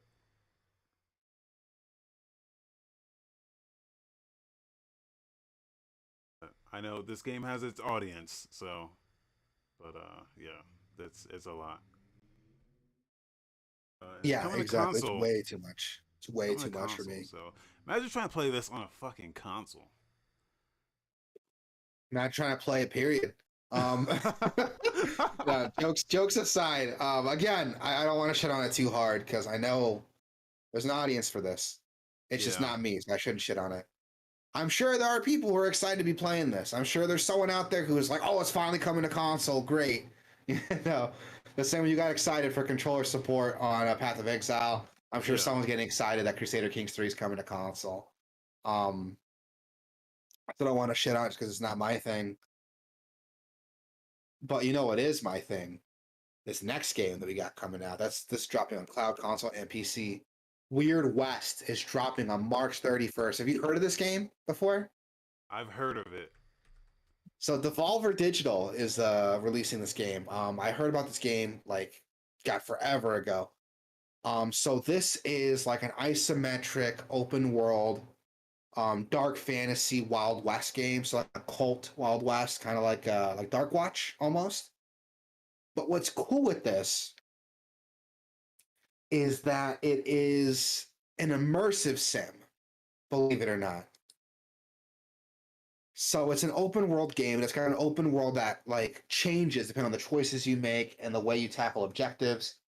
But they want to stress that this is an immersive sim, despite the fact that it doesn't have those immersive sim like qualities. You know, it's not first person. It's not a shooter, not a first person shooter at least.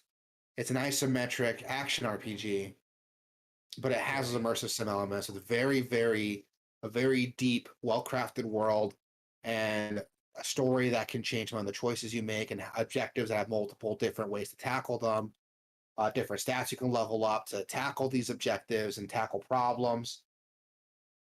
It looks really cool. If this is supposed to be what it's promised, I can see myself getting really into this. I feel like the Old West is an aesthetic that's not really touched on as often as it could in gaming, especially if you want to make like a dark fantasy, like occult Old West style to it. I think that shit looks cool. I love Dark Watch, so anything that has that vibe to it, I want to fuck with and I'm into. And this looks like it's trying to do that.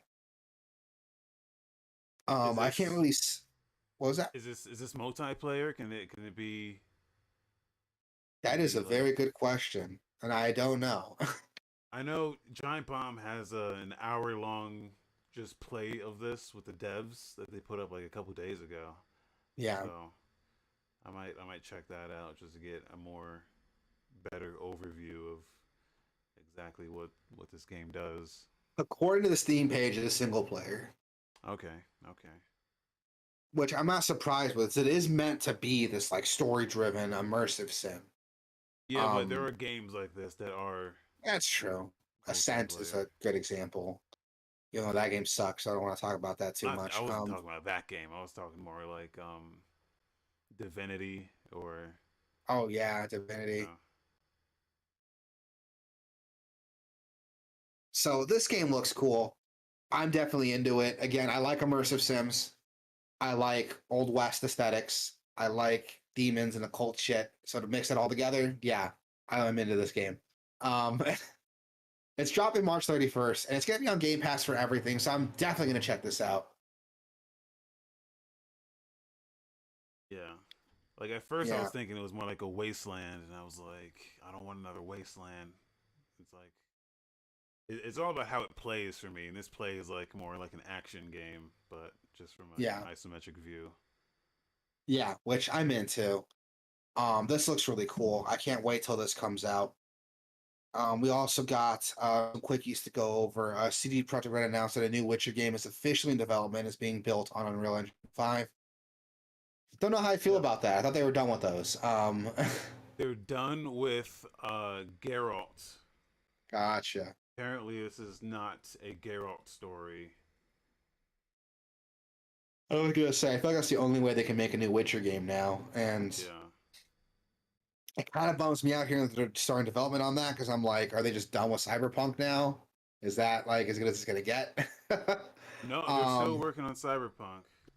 Well, they give you all the info in this post here. They say they're still focused on Cyberpunk. They're still that's good.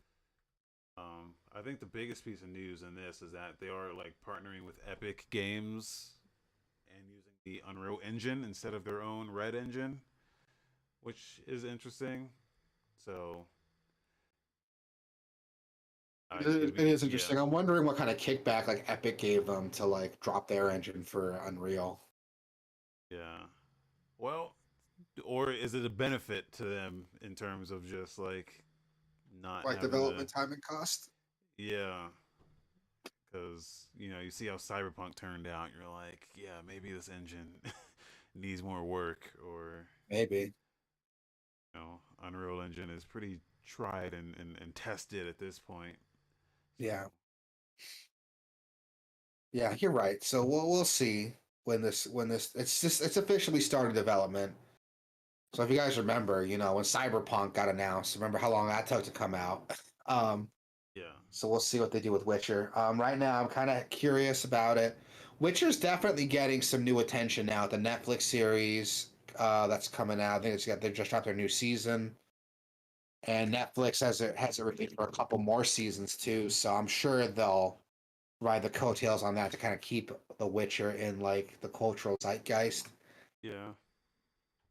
So we'll see what they do with that. Honestly, I would prefer if they worked on more cyberpunk stuff. Want to see more of that. That game's I never gonna think be where it needs to I be. know that's why like just work on cyberpunk, do what you can for the first game, and then go into a sequel or like a second game or something that can do what you actually want it to do. I feel like The Witcher's got enough attention. Like, let's get some cyberpunk stuff. But I don't know. I think the world of cyberpunk is super interesting. And from playing the game, I never really got into the world of cyberpunk until I started playing the game. And now I'm like, dude, I want to read the fucking books. I want to buy like the RPG books and read more on that. Like, I'm really, really into this world now from playing the game, and I want to see more stuff in that. Yeah, It's probably not going to happen, but I would love to see more cyberpunk shit. Um, yeah. Well, but they're we'll, still working yeah, on it, so this yeah, is they're not still it's working not on gonna it. stop. Yeah, they're still working on it. And with Witcher, Witcher's tried and true. It's gonna make them money, so I don't fault them for working on another Witcher game. We'll see what they do with it though. We also got the Dead Space remake is set to drop early 2023. They've done some like developer live streams on. Have you seen any of them yet? No, I didn't watch anything about it. It looks pretty cool, dude. So the stuff they're talking about with development and really trying to make the game more immersive. They're putting a lot of effort into making this game like as immersive and scary as possible, and I'm into it. That's good. Uh, yeah, I'm a new Dead Space fan. I didn't get into Dead Space till about like 3 years ago. That's when I first started playing the Dead Space games, and I fucking fell in love with them. I really like Dead Space 1. I love Dead Space 2. I even like Dead Space 3 despite all its faults.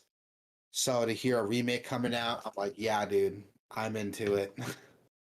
In fact, I was playing Dead Space 2 when EA closed down Visceral. Like that's how recently I got into Dead Space.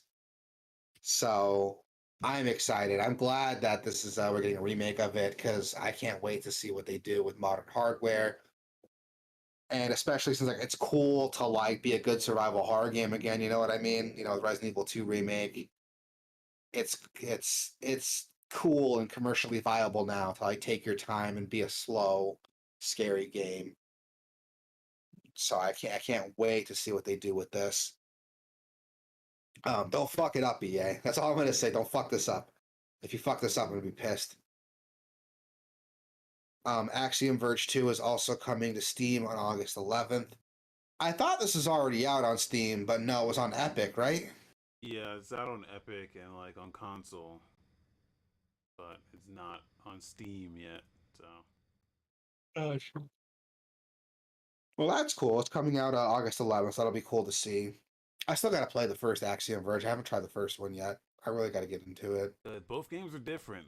The second game is Yeah, very different from that first game to the point where yeah. people were like kind of like upset at the second game. Like, man, this is not as good, but they're different. They're different games. So I'm okay with it, dude. I like Metroidvanias, so yeah, even if they're different, I don't give a fuck. Um, we also got a new announcement that Haven Studios is coming to PlayStation. Is joining the new PlayStation family. What has Haven worked on? I don't know what they've worked Nothing, on. nothing Yeah. yet. Oh shit. So Haven is Jade Raymond's new studio, which after she left Google, because she was on the Stadia team, which what she's been having like a lot of bad luck. She's been studio hopping a lot, so, like just not able to get another game out. So like, I kind of feel bad for her, but it looks like whatever. Apparently, she's worked as a producer for the Assassin's Creed games and Metal Gear Solid She's 4. done stuff. Yeah, she's done stuff Yeah. on her own, like with other studios. But this is her studio that she's just formed after she left Google, and they haven't done anything yet. So like she's a veteran in the industry. She's earned her stripes, but she's been trying to like do stuff on her own since Assassin's Creed, and just hasn't been able to get anything off. So I'm Hopefully, this will do something for her. I mean, God knows, like PlayStation needs the exclusivity right now with Xbox buying everything up. So yeah. we'll see. Hopefully, she can.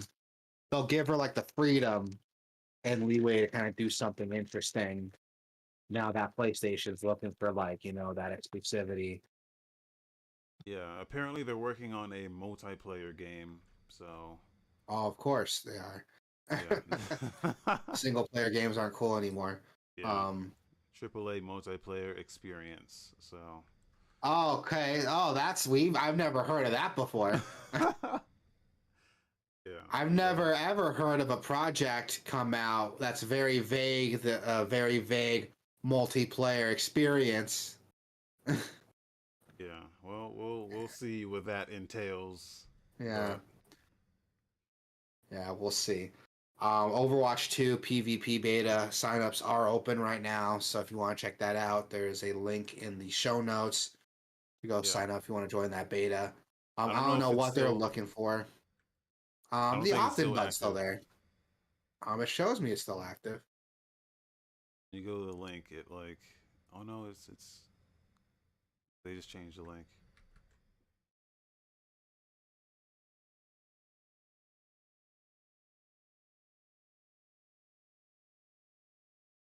Yeah, it's still. It looks like it's still active, so go check it out if you want to sign up for it. I've never played the first Overwatch, so I don't really care about Overwatch 2. You've never Honestly, I played kind of forgot Overwatch. Overwatch 2 was happening. Yeah, I never played Overwatch, surprisingly. It's fun. It's fucking fun. Like it's a fun game. I know That's a what lot of everyone people. says. That's It's what been everyone up and tells me. down and shit, and it is to blame for loot boxes and shit too. So, but it's fun. That's what everyone tells me, and I believe you that it is. I'm just, I've gone this long without playing it. Why start now? Um, Especially with the shit going down with like Blizzard, so I don't Yeah, want to give that's them the any other money. thing. Speaking of which, I did break my like self-induced like vow not to play Blizzard games, and I downloaded Diablo 3 and played it on my PS4 for about an hour, I and did then the I same thing. uninstalled it. I'm not gonna Yeah, lie. I did do that. yeah, I played it for a little bit. I'm like, God, everything dies so good in Diablo. It But is a now that good game. Path of Exile has controller support now, I can I can get my fill from Path of Exile now. So Yeah, now that you announced that and you're gonna be start playing Path of Exile, I might like re-download it and play with you so I can get that like Diablo fill. And I justify it by saying like, I didn't give them money. I just re-downloaded it, yeah, and I did have fun with it. But now that like the guilt's starting to set in again, I'm gonna delete it. I'm gonna uninstall it and play Path of Exile. I just want to play a guilt-free action RPG, man. Is that hard to ask? We got too much to ask for that I can play a game without feeling like an asshole. these days I don't know. um, Pico. Pico yes, Interactive Pico. is they're putting out a Glover remake, or at least they announced that they would do it. So there's a lot more to unpack with this than meets the eye. Uh, Yeah, and I don't know if I really want to get into it. What I do know is that Pico, they claim to be the pioneers of game preservation. But if you really look into their shit, they don't put the work in to actually preserving video games, and they Oh don't yeah. allow people to like they are very much against uh like the open sourceness of game preservation. They believe in preservation as long as you're buying the games from them and only them and nowhere else. And what they provide are like shoddy fucking just they'll bundle together an open source emulator with an ISO or a ROM of a game, and then won't even put the work into making sure it works properly. Like they God, do that's the a bare bummer. fucking minimum. They'll buy the IP rights, and then so that their version of the game is the only one you can get, and they'll give you the shoddiest, shittiest, low effort version of that thing. So that's where Pico stands. Where Glover comes in is like Glover. I have a huge soft spot in my heart for Glover. I mean, you gotta love the glove. Really? uh, Really? I've never met anyone that like has any like history with Glover. So it was one of those games, you know, where you're a fucking kid and you have like only a few games that you can play because you just don't get a lot of games as a kid. So yeah. Glover was one of those games that I just had. I don't remember where the fuck I got it or why I had it. I just had it on N64, and yeah, so I played the fuck out of that game, and yeah. So when I saw this, I was like, oh fuck yeah, dude, fucking Glover remake. But nah, Pico, they're not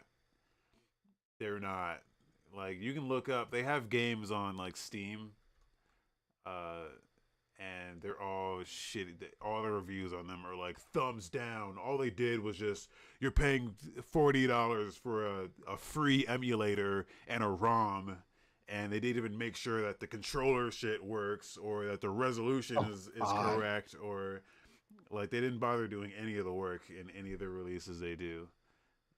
They just buy That's the a huge rights. bummer. Yeah. Yeah, that's a huge bummer. What's different with this though is that according to the description here on their Twitter post, they say this is going to be a completely redone remake from the original source code, so it's not supposed to be a emulation. So hopefully that's what they're That's what promising. they That's what this say. turns out to be. Yeah, that's what they Glover say. Glover had a PC version already. Not many people know about that. Oh, I didn't know that. Yeah, It had a PC version, but it was trash. It was fucking shitty. So yeah, I yeah. So I just don't know what to expect with this. I don't know what to expect. Also, like that coming from Pico, you can't trust their word because they're gonna say that regardless. yeah, You really you just don't know. yeah. No, I hear you. So we'll see then. We'll see what happens. I'm not going to hold my breath there. They got the track record that you're claiming. I definitely don't want to hold If my you scroll breath. down this Twitter post, it's just people like trash talking them like yeah, you NFTs and preservation, fuck you and shit like that. Like looking at the comments is what makes you dig deeper into this. Like, okay, who the fuck is Pico? And then yeah, you find out. Yeah, the first comment I'm seeing here is can't wait to see you going bankrupt soon. Yeah. So Yeah, wow. Okay. Yeah, there's a lot of hate for these guys. there's also like a beta. There was a beta version of Glover 2 that's been floating around, Oh, I heard about and that. since they own the rights of Glover, they've been like actively shutting down that prototype version because, and then like on Twitter they were like, "What's the point? Historic value. What historic value does a ROM with unfinished graphics or a freezer bug have?" Are you fucking kidding me right now, dude?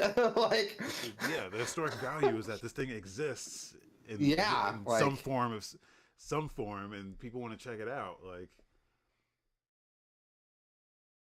If So JD Salinger, if we found out today, JD Salinger wrote a sequel to God damn it, what's that fucking book that he's popular for?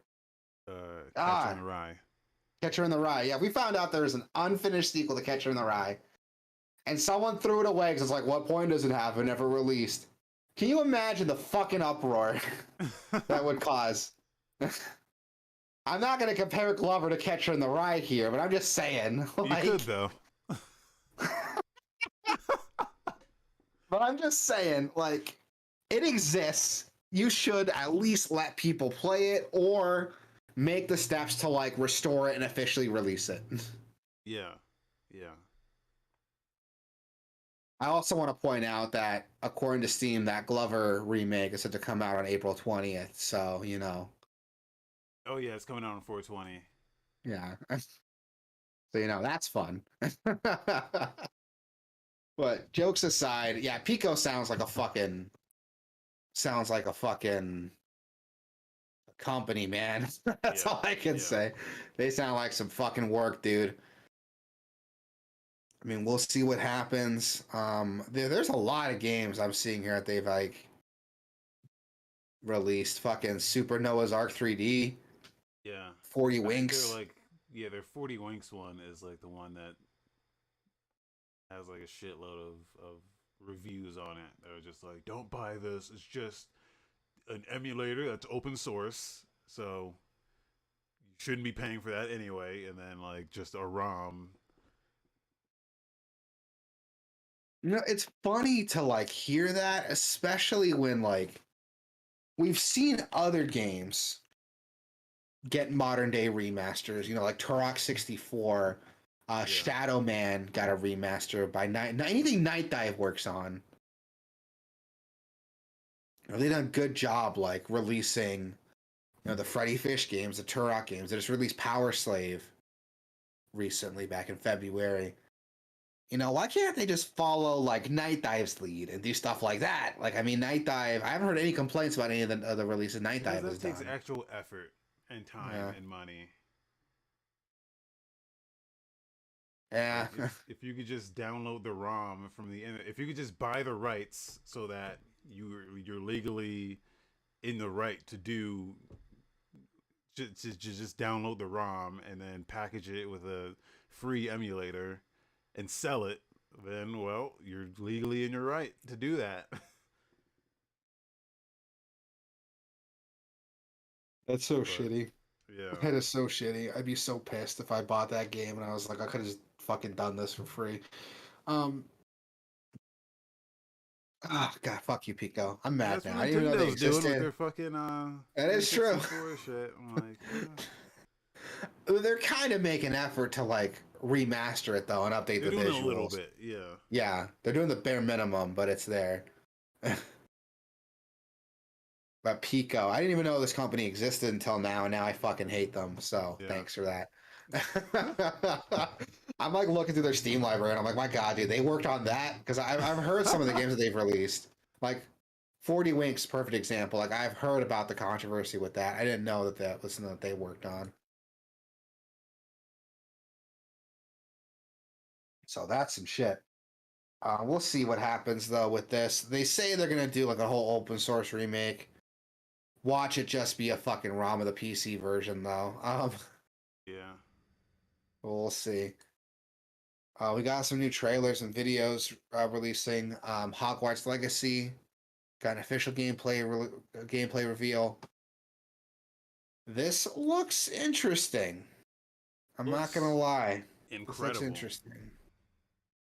I'm kind of hesitant on it. I'm not a big fan of the Harry Potter IP, so it's like whatever to me. I'm not Also, J.K. either. Rowling's kind of problematic, so I feel bad like supporting her. Well, I don't But know if this stuff this looks really cool. does this support her. Is she still She still makes money on this. You serious? Like, yeah. okay? Okay. Um. Also, I guess there's some shit on Twitter when like they announce like, oh, explore some like never before seen areas, and they show off like a slave kitchen run by those goblins, Oh yeah, yeah. and the goblins are like a stand-in for African Americans allegedly. I didn't get that vibe from this trailer, but a lot of people are like I mean, there's black getting that. people in the thing, Yeah. So I but don't no know like black people. where They're gonna that. have them all in the kitchen. Yeah. This I don't know. This looks awesome to me. It's like a bully, but Hogwarts. And it's just I don't know. It looks awesome. It does look pretty cool. You know, jokes aside, this does look really cool. I Like mean, we'll see my when it finally comes out what it's gonna do. yeah. Did you see that meme of someone comparing it to like Knights of the Old Republic? No. Oh man, it's fucking great. There's this meme that's like comparing it to KOTOR. It's really, really funny. Hold on, I'm gonna find it and send it to you so you can go through it later. But it's really Yeah. funny. I didn't play enough KOTOR to. I don't think I'll understand the memes, but Hold I don't on, I know. just found it. This game as not a Harry Potter fan. Like what I wonder from this is if it's as open as you want it to be. Like, can you just go anywhere and then do anything? Or I doubt it, but I don't know. You just don't know. I don't know.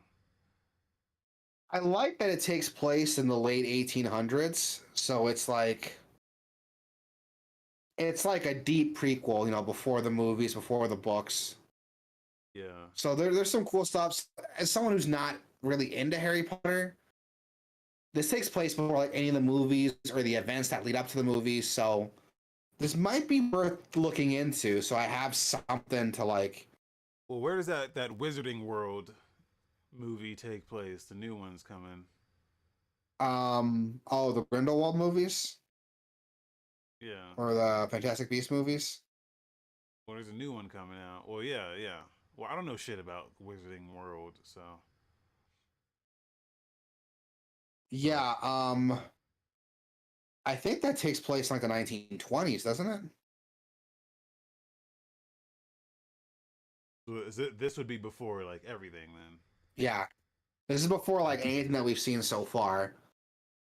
So that's like one like comparison to like KOTOR because KOTOR takes place like a 100 years before Star Wars, before A New Hope.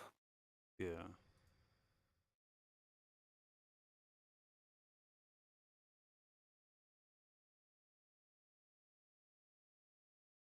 God, this looks like a lot of fun. Like, Yeah, that's Hogwarts. That's Hogwarts Legacy. They got like 15 minutes gameplay of this, so it's a lot. yeah, it's a I lot, don't and know it if it looks has a really date. cool. I don't think it has a Like, date this looks like yet. it could be really cool. Yeah, it doesn't have a date yet. Which, again, you know, apparently Twitter like doesn't really like it. They're kind of blowing up with it right now. But honestly, Twitter's upset with everything. They upset And at? I'll admit, J.K. Rowling's kind of a problematic person, so I could Are they just upset at understand J.K. like Rowling? probably. Then why are they upset now and not upset like when this game was announced? Or maybe they were. I don't I think they were. It's just like now it's got this new trailer out. People are just like, oh, kind of remind everyone why we're upset. know. And again, you know, I don't want to shit on them because J.K. Rowling is like kind of a shitty person, and it Yeah. does make it kind of hard to support her. So if I do pick this game up, it's definitely going to be off like a gray market or like third party.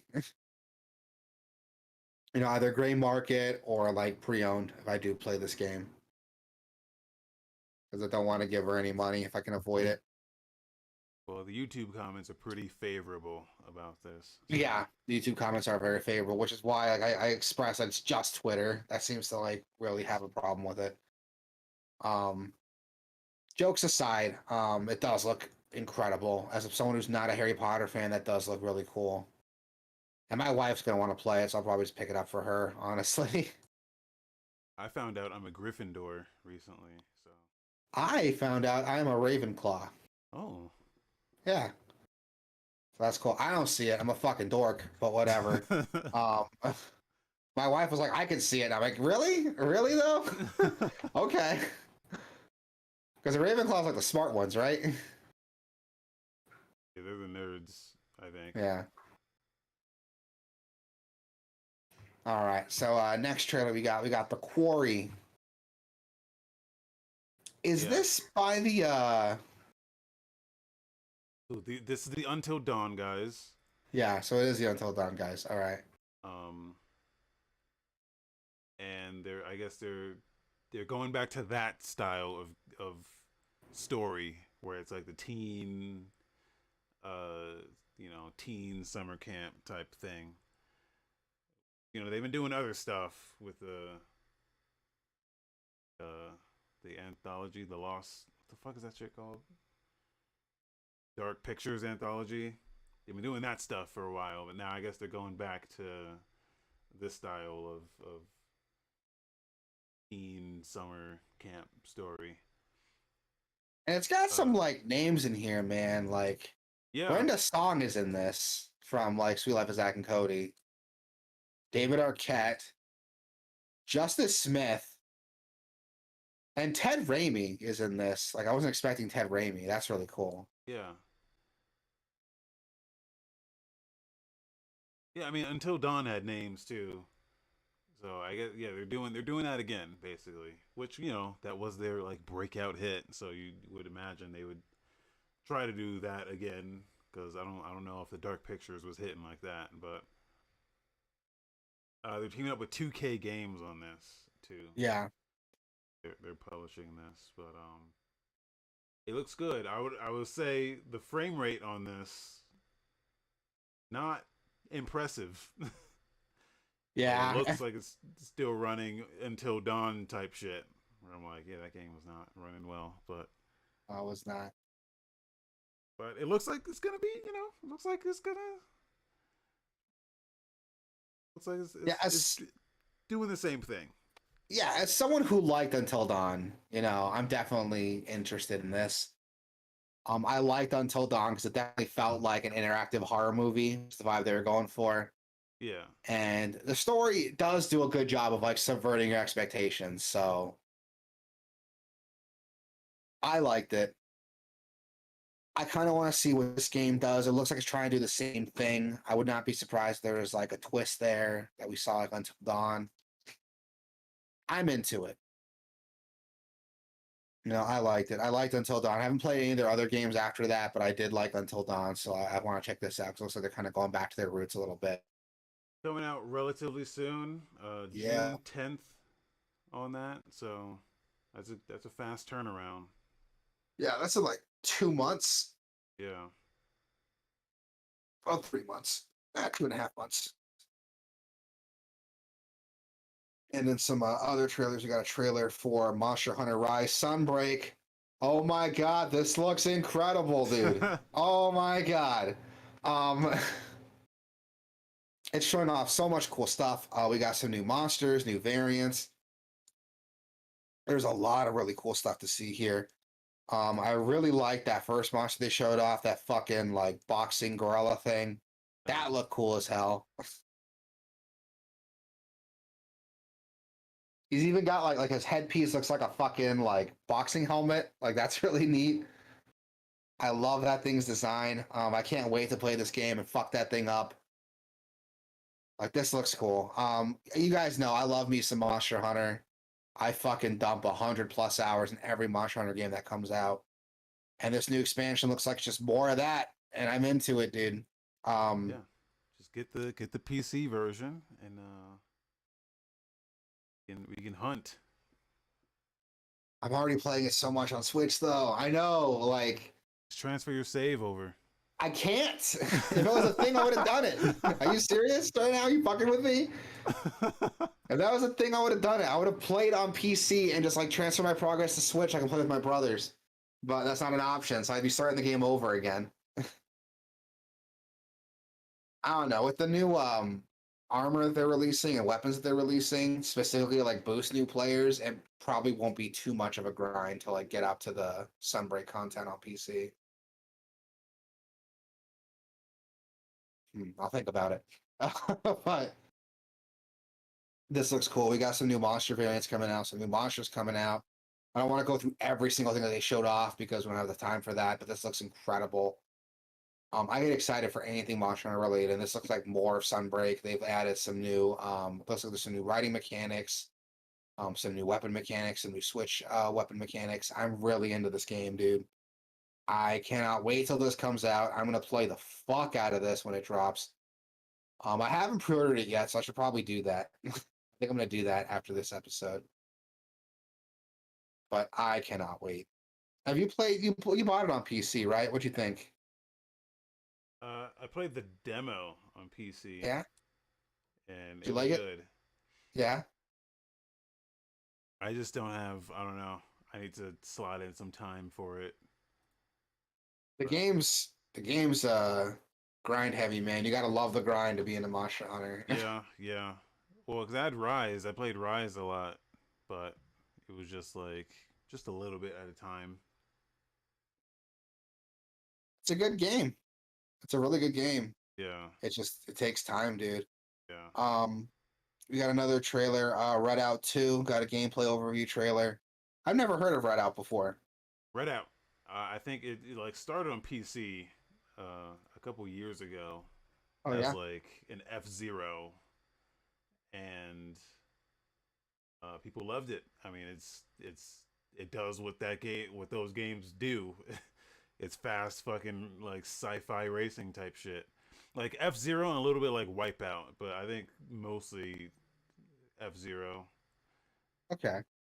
And yeah, this Redoubt 2 is they're doubling down on it. It's more of that because there's not Cool. many alternatives, you know, like for this style of racing. Like you got F-Zero or you got Wipeout, and they're not putting out many of those. So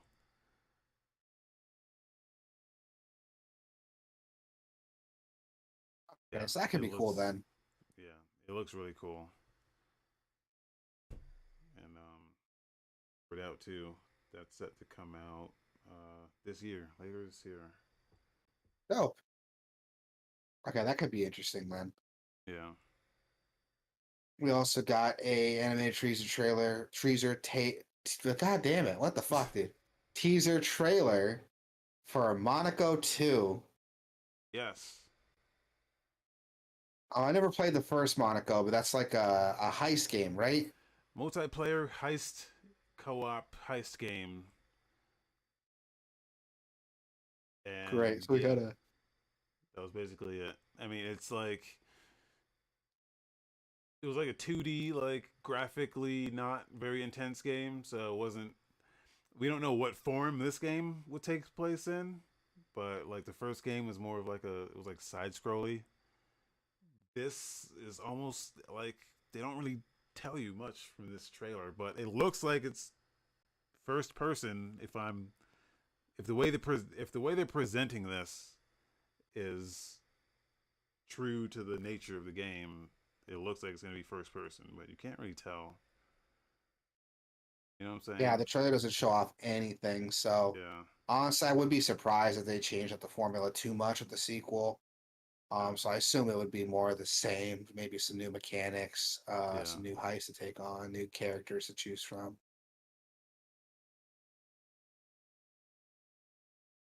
People are We also excited. got, yeah, people are excited for it, and I can understand why. It looks Yeah. like it's just gonna do what that first game did.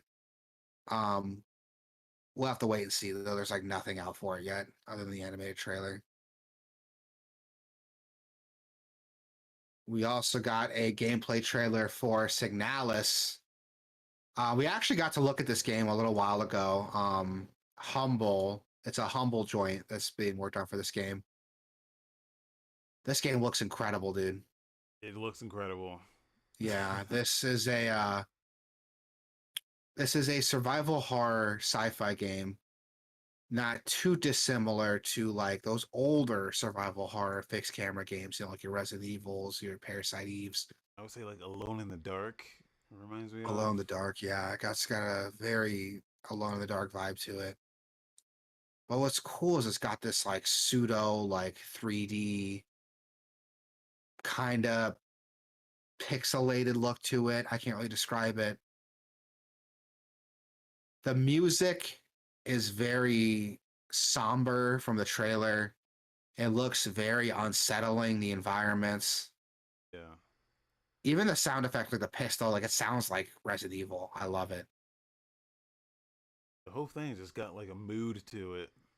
Yeah, dude. Like I'm really into this. This is a humble game.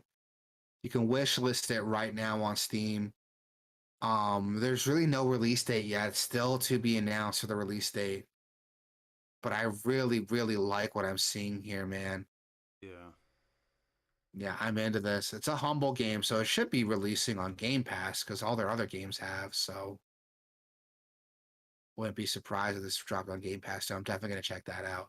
This looks like right up my alley. I'm just, I'm speechless, man. I don't know what to say about this. This looks good. This looks really good.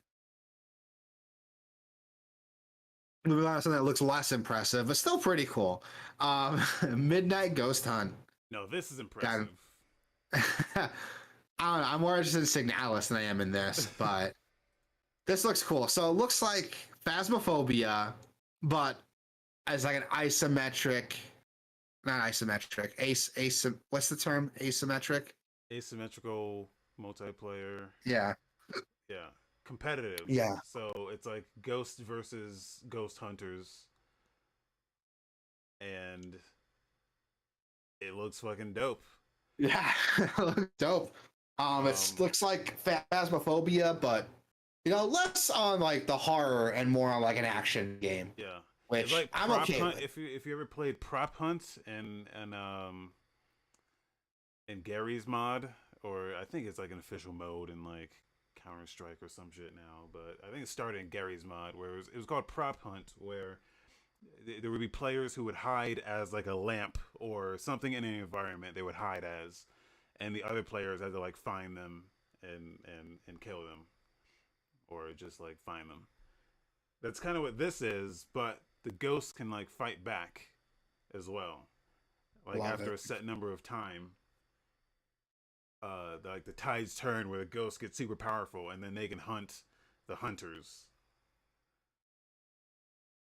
I'm into it. I'm into Yeah, it. Sounds dope as fuck. and yeah, it just looks really cool. Yeah, it looks really cool. I really, really like what I'm seeing here. This looks like a And lot of fun, dude. this was announced last week, and today, just today, it was announced that there was a Ghostbusters game Yeah. that is literally the same fucking thing, but just with like officially licensed Ghostbusters. Uh, so this is crazy. It is crazy. And honestly, like, I'm less impressed with this. Like, Yeah, Ghost this Hunters doesn't looks look as way good, better. but it's Ghostbusters. So I don't know who's making this. Phonics making this. Oh, they worked on. I don't remember.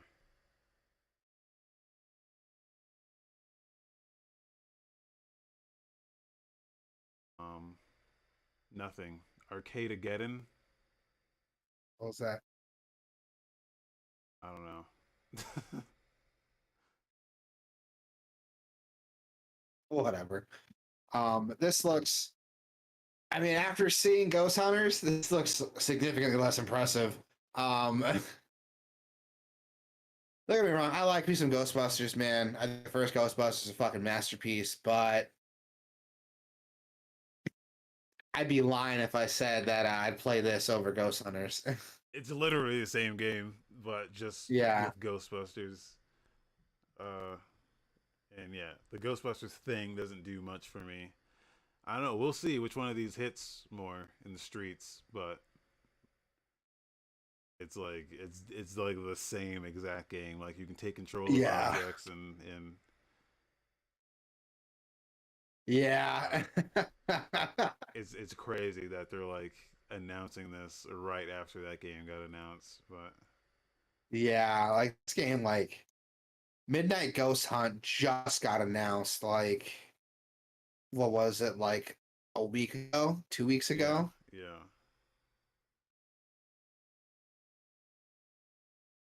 See, I would Like, imagine that Midnight Ghost Hunt is going to be cheaper, and that might help it. That might be in its favor. yeah, I think so too. So we'll see. Like you said, we'll see which game does better. Yeah. Actually, let's take a look really quick. So right now the Ghostbusters Spirits Unleashed trailer has about 15,000 views, and Midnight Ghost Hunt has about 14,000. So But that the already, yeah, the yeah, Ghostbusters just that trailer went up today, so it's already like yeah. overshadowing Midnight Ghost Hunt in views. So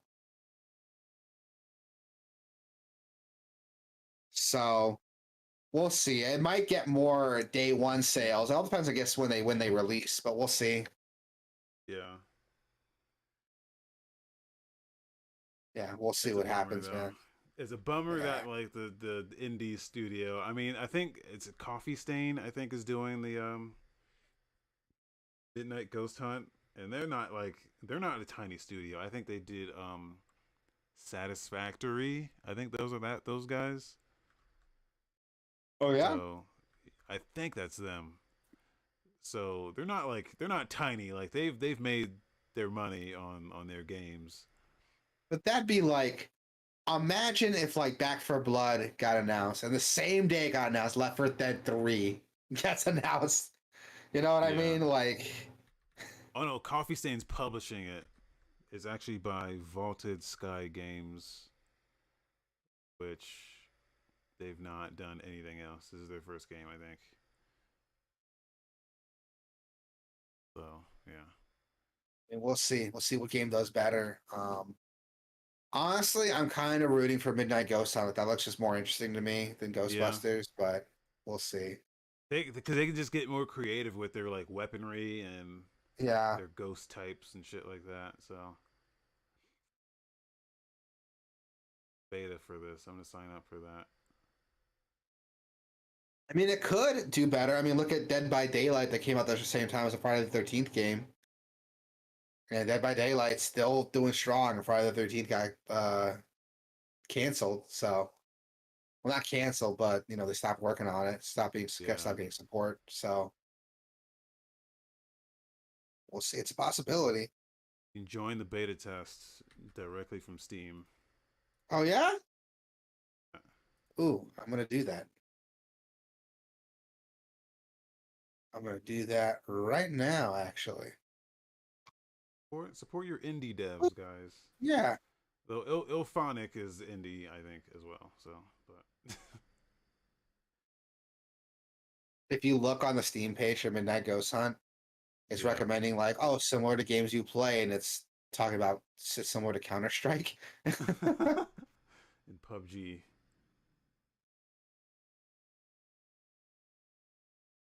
Okay, so Coffee Stain did Valheim, Deep Rock Galactic, and Satisfactory. You're right. Goat Simulator. Okay, they got some success here.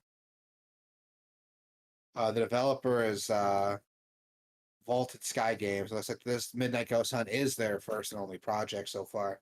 Yeah.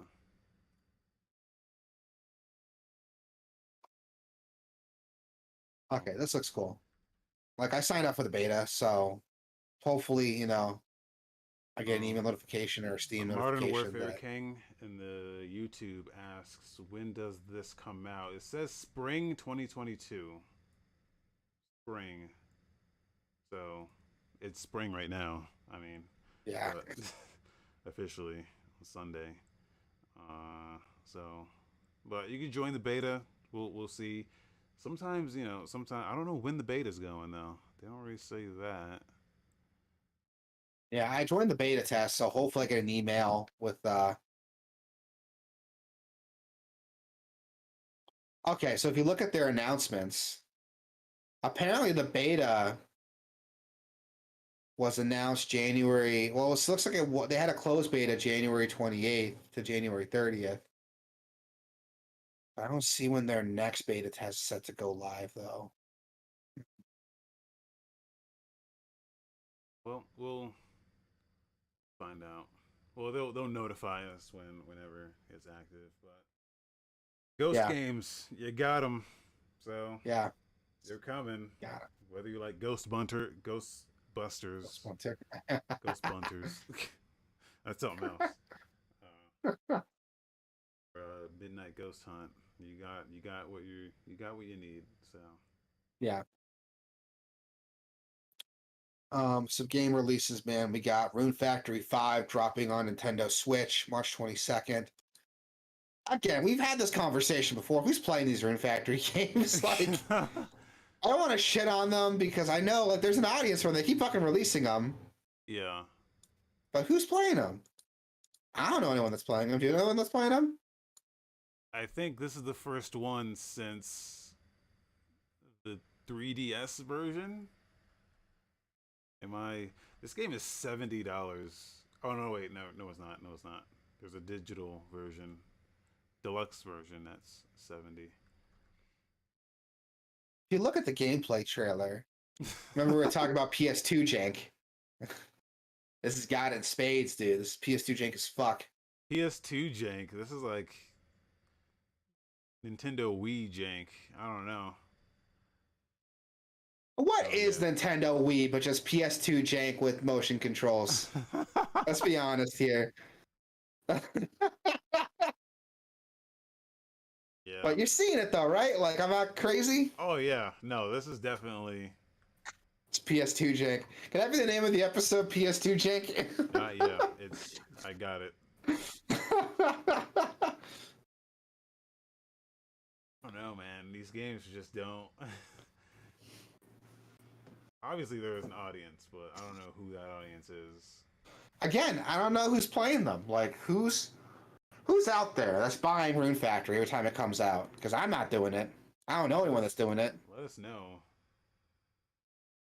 Yeah, if you like Rune Factory, like why? What is it about Rune Factory that you like? They look okay, but I don't understand like why there's so many of them. Not Like, just Rune Factory, but Rune Factory, the Atelier games. oh yeah,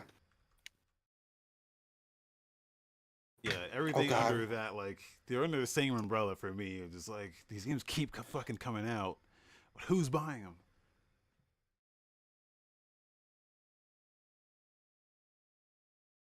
Are Atelier those games that like where you play as like video game consoles or like humanized versions No, of video game consoles? that's Neptunia. But those games, Oh I God, played those games. Those are actually good. are they worth like? Well, they haven't released a new Neptunia game in a while, so It's worth playing one of them.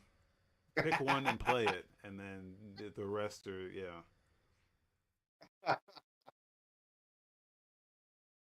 this looks like it's PS2 jank. That's all I can say. It's PS2 jank. I don't know why these games keep coming out. I don't know who's playing them.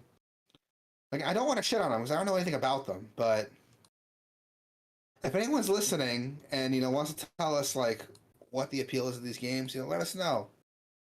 If you're the person who buys these new games every time they come out, tell us why. I legitimately want to know. And moving on, we got March 24th. We got The Ascent coming out on PS5 and PS5. I think he meant to put PS4 and PS5.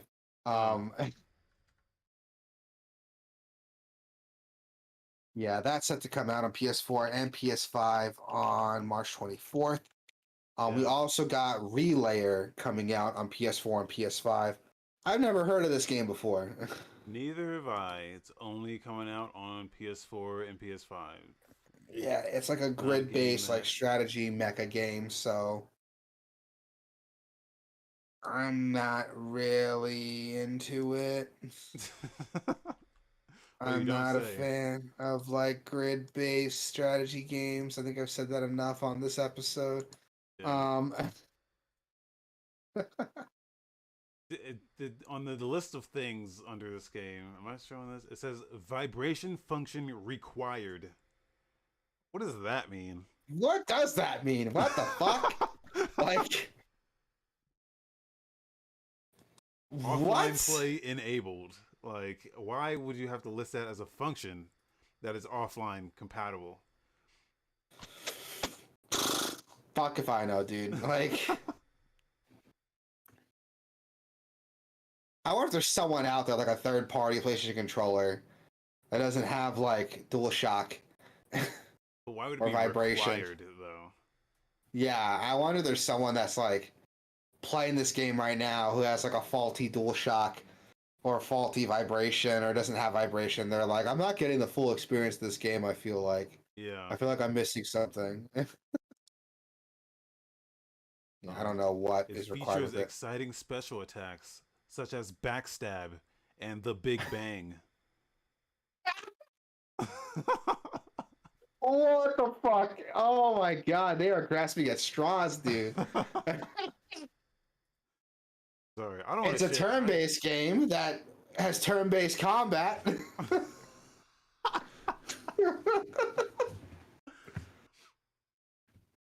Oh my god, that's amazing. This feels like a meme, dude. Usually there's like a trailer or something on the page, but there's just nothing here. So I looked up some gameplay of it. It's a turn-based, like it's a grid-based strategy RPG. okay, Um, with visual novel cutscenes, so take with that what you will. yeah, The game looked cool from like some of the images and stuff. I was like, oh, is this like an action game? Or it, nope, no, it's not. Not at all. $60 cool. Oh, probably not. Yeah.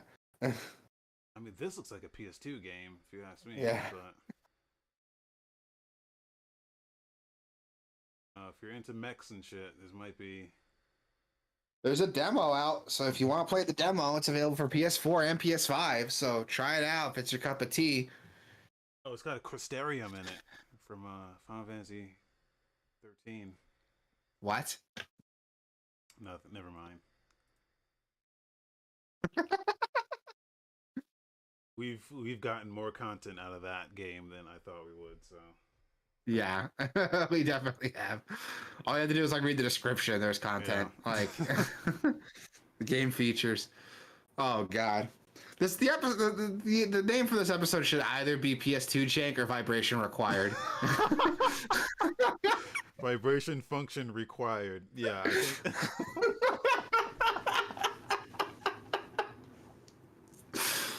Oh man. Moving on, March 25th. I had no idea these games are coming out that day. That's gonna be a stacked day, dude. Shit. Oh yeah. Ghostwire Tokyo, Kirby and the Forgotten Land, and Tiny Tina's Wonderlands are all dropping on the same day. Yeah. Like, god damn. Okay. Big Friday. Big Friday. Oh yeah, I'm not gonna lie, Ghostwire Tokyo isn't gonna make any money that day. Yeah. That's a bad day for them. Yeah. Kirby can ride it out because it's Switch. Nothing's Yeah. coming out on Switch that day. But Tiny Tina's gonna eat all of Ghostwire Tokyo's lunch, dude. I'm calling it right now. I think I'm gonna buy that game. I think I'm gonna Tiny buy Tina? that game. Yeah. Yeah. You gonna buy it? You gonna buy it? I'm gonna buy it. I'm gonna buy it. I'm gonna buy it. Ooh shit. Is it on like? Is it on Is it cheap on anything right now, or is it still $60? You'll. Like it's on like Indie Gala or something, or any other like CD key site.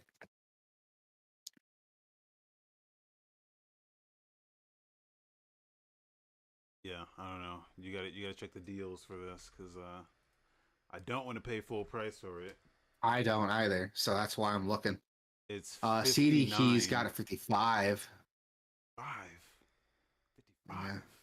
Oh, According that's to like a CD third-party keys. site though. Yeah. Oh, but it's only on Epic. Oh, it's only released on Epic though, isn't it? It'll Or be on releasing on Steam. Steam. Well, they have a Steam I don't know. page, but it just says coming soon, so I don't know. But like, I don't know. Yeah. Out of these 3 games, that's the one where I'm like, I'm gonna play this. Really? Over like Kirby? Really? Over Kirby.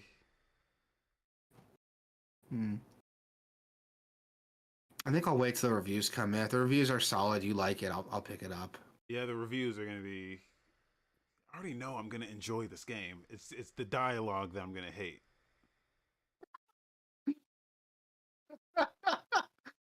You're not wrong. Yeah, That's the fucked up part. You're not wrong. Like everything about this game is gonna be great, but the story. yeah. Oh God, I hate that you're so right on that. Um, I'll wait till the reviews come in. I didn't pick up Borderlands 3 full price. I got that shit on sale. I got that shit at a deep discount. I'll probably do the same thing with Tiny Tina, to be honest.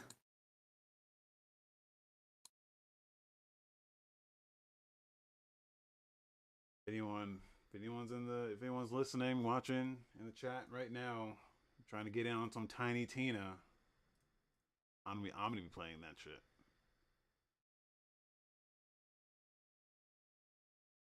Let me know what you think. If it's really good, I'll pick it up. Let me Well, know what I you hope think. there's some reviews coming out because there are reviews for like Ghostwire. I haven't Yeah. seen any Kirby reviews yet. I don't know what the embargo dates are on these, but they should be coming pretty soon. If they come the day of, then I would know they have something to hide. But yeah, this is the one. If I'm gonna play any of these, it's gonna be this one. So I'm gonna drop Horizon. By the way, I don't think I'm gonna finish that game. Yeah. Or It's not, like, not you're not into it. it's just I wasn't in love with the original game, and I'm Yeah. not in love with this one. Yeah. The bummer because I was hoping that it would hit more for me, but Yeah. yeah. I hear you. I hear you. I can't blame you for that. All right. Well, that's going to do it for the show, man. Tell the Yeah, people where that's they can it. find us. Guys, you can go to gamerverse.com. You can go to gamerverse.com/Twitch. You can go to gamerverse.com/YouTube. Go to gamerverse.com/Discord, where we have hot chats at night with single gamers. I mean, I'm not single, I'm married, but rest of you, Well, you know, you guys have fun down there. But don't report us to the FBI. I know that's a thing that's happening now. We're not condoning any. You know what? Let me just leave it there. What the fuck are you talking about? Like, what is going on? I want an explanation. There's communities on Discord that have not so good intentions. I'll just say that. Jesus. Well, that's not me. Yeah, That's not no, who we are. we play video games, and that's all we do, and we talk about them on the internet. Yeah. So if you like doing that, go to gamerverse.com/Discord, and you can do that with us. Bye, everybody.